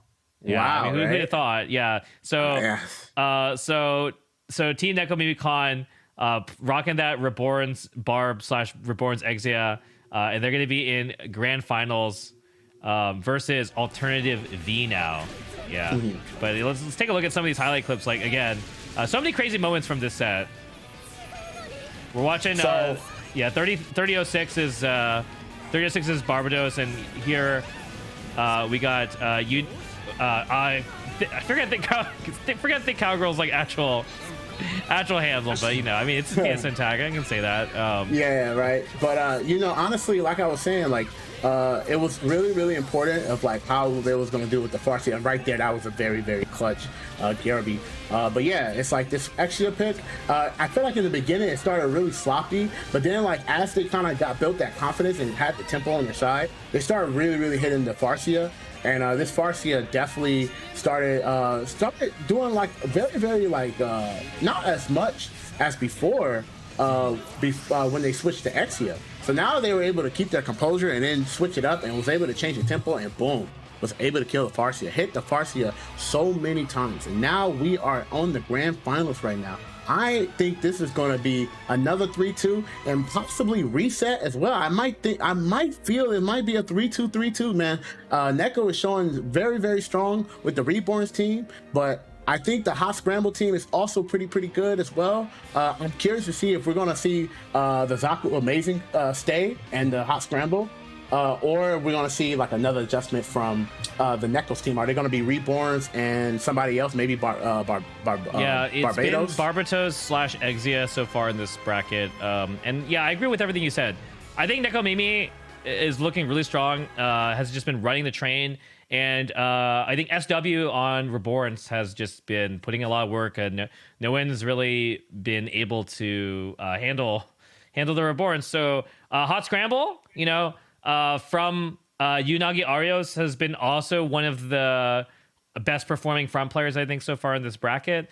And we haven't seen them play before, so I'll be pretty interested in seeing it. It's probably going to come down to this front interaction here. I'm liking his Hot Scramble, but at the same time, I'm liking what I'm seeing from SW's Reborns, you know. So it's going to be really hard to say, because the back play, I feel like it might be pretty evenly matched from, I think, Linden playing Build Strike or Zaku Amazing. And I think it is Zaku Amazing. So I see the players jumping into the first game. Here we go, guys. So we got Hot Scramble Zaku Amazing on the left. That is Team Alternative V. On the right, we have Reborn's Exia, piloted by SW and 3006. So, yeah, I'm not sure how this is going to play out. We're going to have to find out, honestly. I think Zaku Amazing definitely has a lot of annoying suppressive fire. It can make it very annoying for Reborns to try and play around, but you know, we'll find out. Like, we'll find out how this. I think the Exia here is probably the question mark. The Exia, I'm looking at the Exia as well as this front versus front interaction. Right now, it's really heavily in SW's favor on Reborns. So right now, like you said, like it really depends on what the Exia does, and they're gonna be like the playmaker of this game. Are they gonna be the landmine, or are they gonna be the dark horse? You know, it really depends on how well they play in this matchup. Yeah, I mean, Exia, really premier 3K suit, just has a lot of options. Strong mobility, but also really good close range game. But at the same time, Zaku Amazing is actually pretty annoying to try to attack into. It's just very safe, and you know, its projectiles are pretty hard to deal with. So, yeah. And you know, right now, like I said, the Exia was doing a phenomenal job, but then now after the hot scramble created space, it started doing a little less work. But then now they went to double lock the hot scramble right now. And the hot scramble, it seems like they're having a hard time to adjust. Oh, here we go. The double lock. Yep. But now he's Burst from hot scramble. And then I think that was a good hit. Oh my God, he dropped it. Oh, he dropped it. Okay. He capitalized. Good block. Good blocking, good adaptation. He barely saved that. Yeah. Yeah, he barely did. Yep. Oh, that's pretty good. That's a lot of good damage, and I think that's a good trade-off and a good trade-off with the burst damage that they had. So I think this is actually pretty equal. SW has burst on Reborn, so we're gonna see a pop here soon, I think. Yep. Just looking for an opportunity. Nice hit. He might pop it on Zaku Amazing here.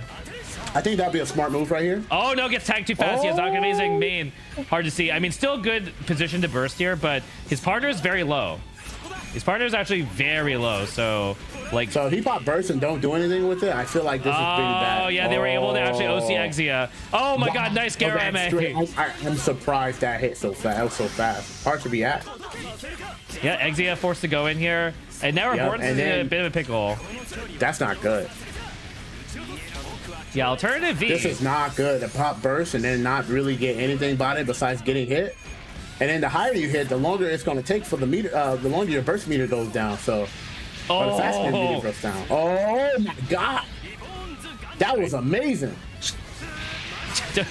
Oh, when you looked up Max, he was like, nah, get that out of here. And he was shut him down. Now this is bad for Reborn. I think Reborn still has unblockable. Yep. Unblockable, yeah. I was going to say, did we see the Reborns actually use burst there? I don't remember. He was holding on to a burst for a long time, and I don't remember seeing burst actually coming out there at the end. I mean, it was a tough situation overall. I think actually Nekomimi was in a good spot until Exia decided to blow up. But I mean, I felt like SW was doing a good job and was in a really good position to burst, and then Exia decided to just kind of go in and take that first life, and I don't think that's what they wanted. Yeah, I feel like the Reborn should have popped the burst as soon as possible, as you said. And I feel like he had like two options to do it. And I feel like after he didn't do that, the tempo changed so fast. And he wasn't even able to use his burst to begin with. And like I said, I don't remember him using his burst. So that was pretty bad. That's pretty bad management right there. But, things like that happen first game. It's one game. You can afford to take a loss and stuff like that. And even though you're in the losers, you kind of want to get the data and much information as much as you can before the long game, right? Yeah, I mean, Zaku Amazing is just definitely making it difficult for the enemy to attack into.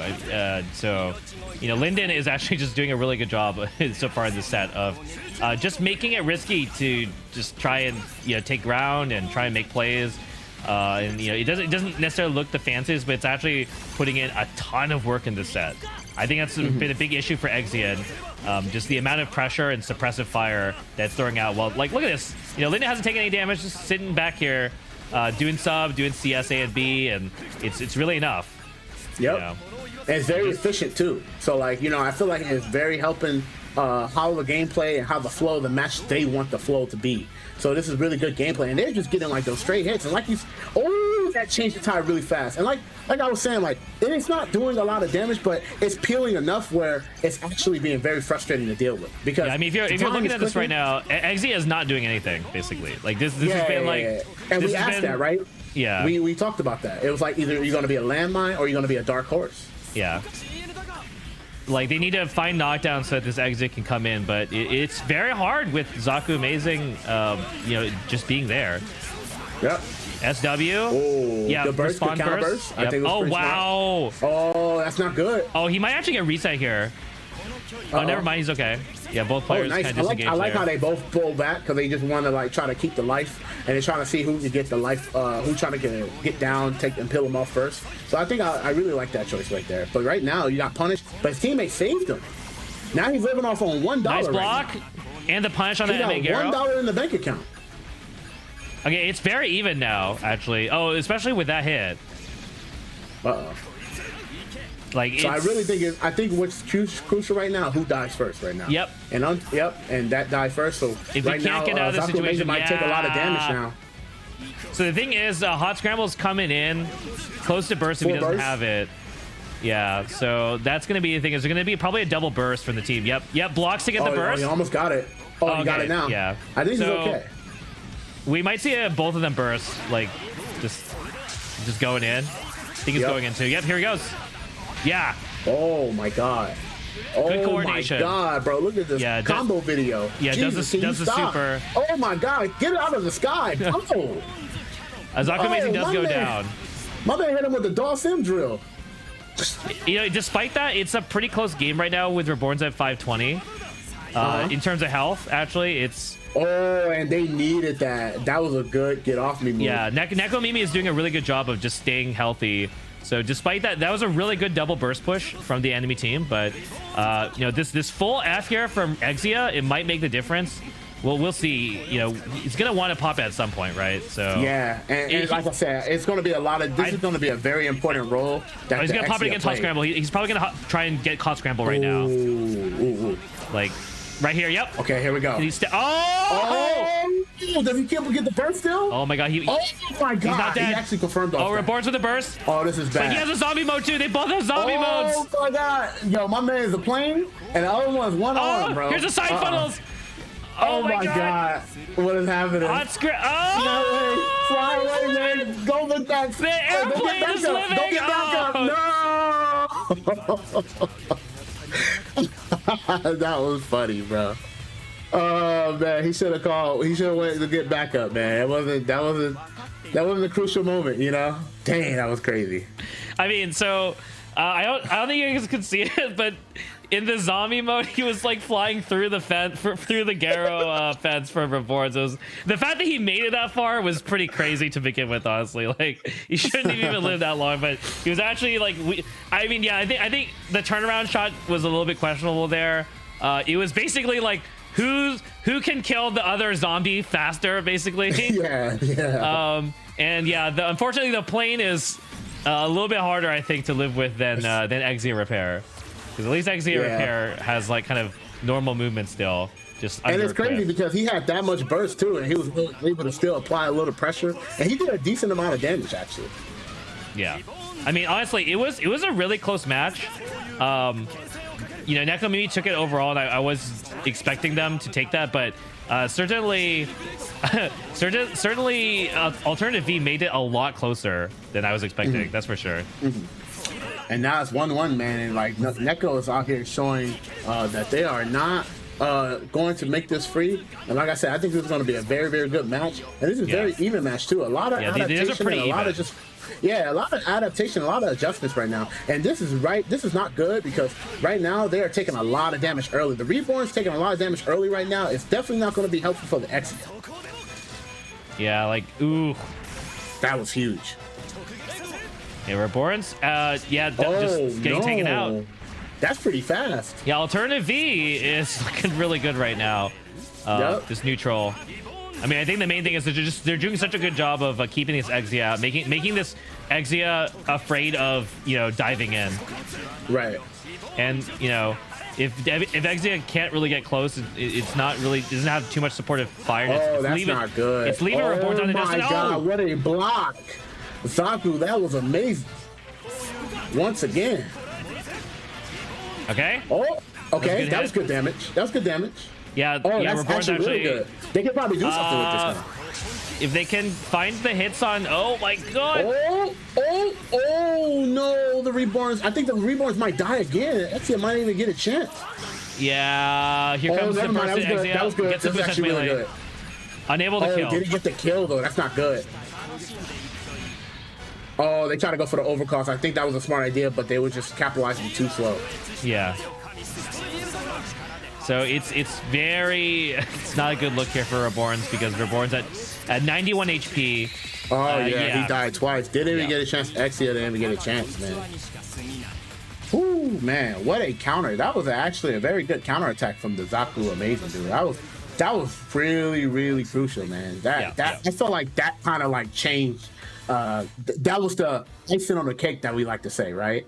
So that was actually pretty important right there, man. Yeah, Reborn just took too much damage that game. Again, I mean, obviously, I think Unagi is doing a really good job on Hot Scramble, but I feel like Linden's Zaku Amazing is putting in a lot of work here. It's just making it very difficult for them to move around and attack in, and just racking up the damage for sure. Right, and like I said, I feel like that was a pretty convincing match, and I want to see if they make the adjustment. But like I said, this Hot Scramble team is very, very confident. They believe in this team, and they're just gonna stick to it from here on out. And yeah, like their gameplay of they hit. Ooh, that's not good. That's not good. But yeah, their game plan was, you know, double locking the Reborns, and Reborns taking a lot of damage early on. Definitely worked out in their favor. Yeah. Yeah, I mean, it's just going to come down to, I think if this Reborns can, you know, if SW on Reborns can kind of clutch out these situations, they have a really good shot, but you know, if it doesn't work out, it doesn't work out, right? In any case, it is potentially match point here for Team Alternative V with this Hot Scramble, Zaku Amazing. They're repping Build Strike. I mean, they're repping Gundam Build Fighters to, you know, great success here right now. Nice overheat string. Yeah. Oh, that wow. Was good. Oh, wow. Might get the sub still here. This is actually scary. Hunting for it. Nope, does not get it. Good jukes here from Unagi. Got tagged by a BR, but still got out of that situation pretty well. Hot Scramble getting lit up. All right, burst on deck. That was good. Now is he going to use the burst right here? Yes. Oh, Gagas is absolutely can't not. break to the defense though. If he dies here, it's really bad. Oh, that's really bad. All right.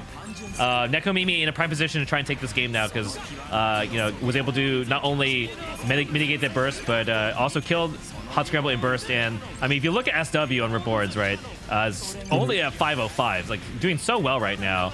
Yeah, pretty healthy, especially from the last game, too. They definitely was, like, really having a hard time and not taking a lot of damage unnecessarily right now. And now it's the opposite. Now I feel like the Hot Scramble is taking a lot of damage unnecessarily as well. It's pretty opposite of the last game. And wow, that was a good conversion. I thought that was good. Yeah. I really like that confirm from the Reborns. Nice flip. Uh-oh, good flip, good punish. That was such good Yomi right there. That was very good. Oh, he's gonna get punished. Oh, out of ammo. Wow, he messed up. Good block. I think the only thing, well, you know, his partner Exia has been doing a really good job of not taking too much damage, so I think they're just in a really prime position to lock this game out. But we'll have to see. We have like one more chance here for Team Alternative V. Like they need to make some plays. That's not the start of it, but. Yeah, I was saying like that. I was like, oh, this is not looking good right now. Yeah, I mean, Zaku Amazing is in burst, just running it down. Ooh, I don't think that was a good play right there. I'm not sure if they can really bounce back from the situation. This is pretty okay, yeah. I wonder what can Hot Scramble team do in this situation. Like, I feel like they're gonna not taking a hit. Oh no, not dying over there. I think it's not a plane. And now my man is a plane and he's trying to fly away. And unfortunately. You cannot fly against Reborn's satellite, man, and he definitely signaled the boost, and you got hit. He sent everybody over there. Man, I mean, it was just kind of the opposite of the last game. It comes down to that neutral, so pretty back and forth. But in any case, Nekomimi tying it up 2-2. So it's either going to be a reset here for another set in grand finals, or will Alternative V take it in the last match? These are very close matches. I mean, we're ping-ponging, like they're either one-sided either way, but it really just kind of comes down to some of these early hits and who's able to kind of deflect burst or make those bursts work out. So that game, SW did a really good job throughout the set. I mean, throughout the whole game. And like I said, I really wanted to see some 2-2, 2-3, 2-3, and I felt like this team was definitely going to bring it like that, especially from the losers end, of them sweeping the floor. And I want to see this. I want to see what they're going to do. I'm really hoping for a bracket reset right now. Yeah. But who never knows, man. Reborns right now is looking very healthy. Got the first knockdown, I want to say. And they are now peeling the Exia. Exia was doing good last game, but let's see what happens this game. Like I said, either a landmine or a dark horse right now. Yeah, Exia, good knockdown. just staying really safe right now, right? Just looking for an opportunity to make some ground. Just throwing out main, doing the stuff. But hard to help. We're seeing, whereas Zaku Amazing's kind of able to play a little bit closer, just throw out some cover fire, right? But basically, it's pretty even right now. Health-wise, actually quite even. All right. Oh. Burst on deck. Here we go. Who's going to pop the first burst? Who's going to pop the first burst? I think this is going to be the tempo Reborn right doesn't now. have it. It has to be Hot Scramble. Hot Scramble's going in. So, okay, yeah, here we go. Wants to overcost an Exia. Oh, nice hit. That was crucial. Both of them knocked down. Okay, I guess they want to get the Reborns quick. Oh, nice. Wow, that was nice. I think that was a great play to try to get the Reborns killed as soon as possible, and now he wasn't able to burst. Now he's going to have to come back with full burst, but they're going to be peeling a lot of damage, and these burst interactions are going to be super crucial for the Reborns. He's going to he has not to get hit. I don't want to call it early, but I mean, that was a huge win. It's going to be very tough, I think, for Team Nekomimi to make it back from this. It's going to just have to be, just got to hit him cleanly. Yeah. I mean, maybe they can go for the OC, but I don't think so at this point. Like, yeah, okay. That was pretty good. Zaku Amazing didn't take a lot of damage either. This is also really healthy right now. Oh, never mind. I mean, I think Linden's just been doing such a good job playing back here. Oh, this is not good. He still got full burst, man. It's just, I think, they're pilling the Zaku Amazing a lot. I feel like it's not enough, though. This is like the Reborns has to be right every single time. Can't afford to make a single mistake here. Right now. Like you cannot afford once to this ever burst is get gone, hit. this is over. Oh, this might be over. Oh, everybody bursting. Oh my God. That's it, I think. Yeah. Oh no. All right, well that's it. Congratulations, Alternative V. That's a very unfortunate way to go out. Very unfortunate to go out, man. but you know, I think Alternative V really earned that there. Good stuff. I think just both players played really well there. That set. I was really liking what I was seeing from Nekomimi too, but I think just the clutch factor and that they played as a team a little bit better. I think honestly, Alternative V and team overall. Other thoughts, Kizzy?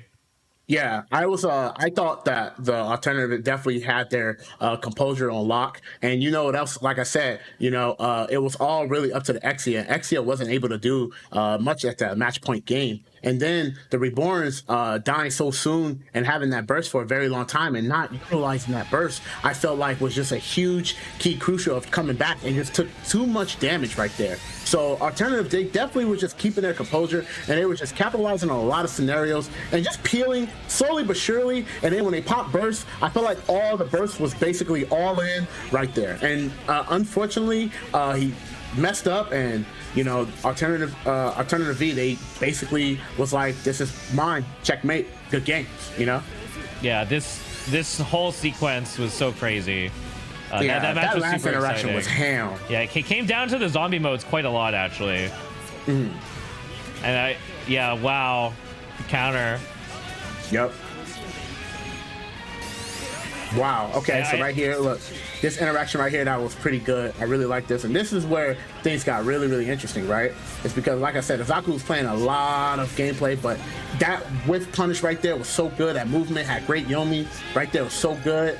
This is where everything changed really bad right here, and he did this, and he wasn't able to finish, and he teched up in the recovery, and it was like checkmate, man. F burst. Yeah, yellowed out too early on that, and I think that was overheat. So that was a really rough way. But like I said, I mean, at that point, the Reborns basically had to make zero mistakes. So yeah, it's what happens. But hope you guys enjoyed that. Again, that was the EU finals here for EVO, for Gundam Maxiboost on.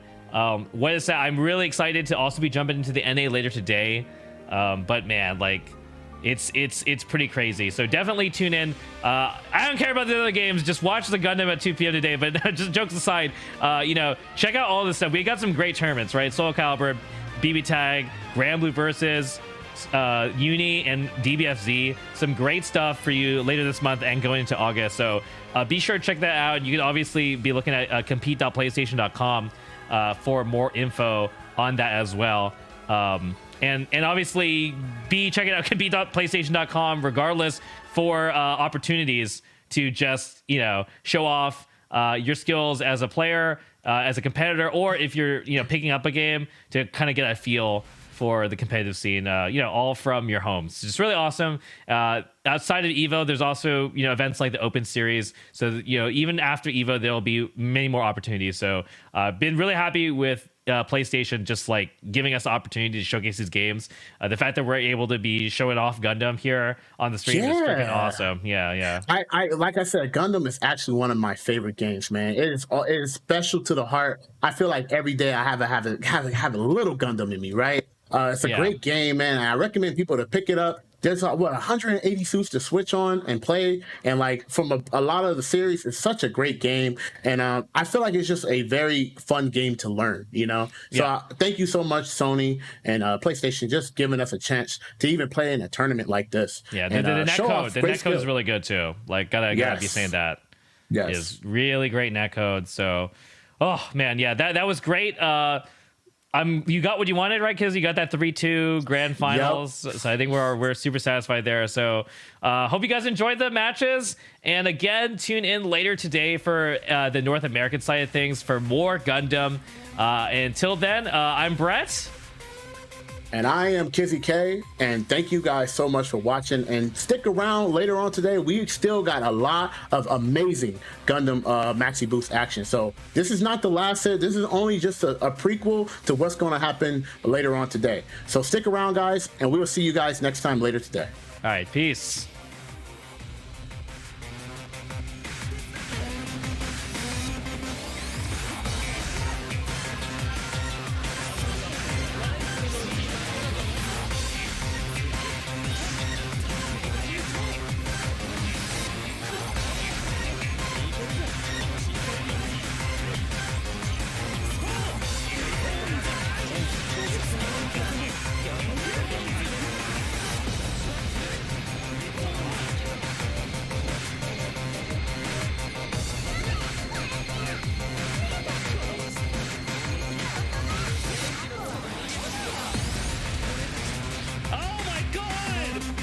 Oh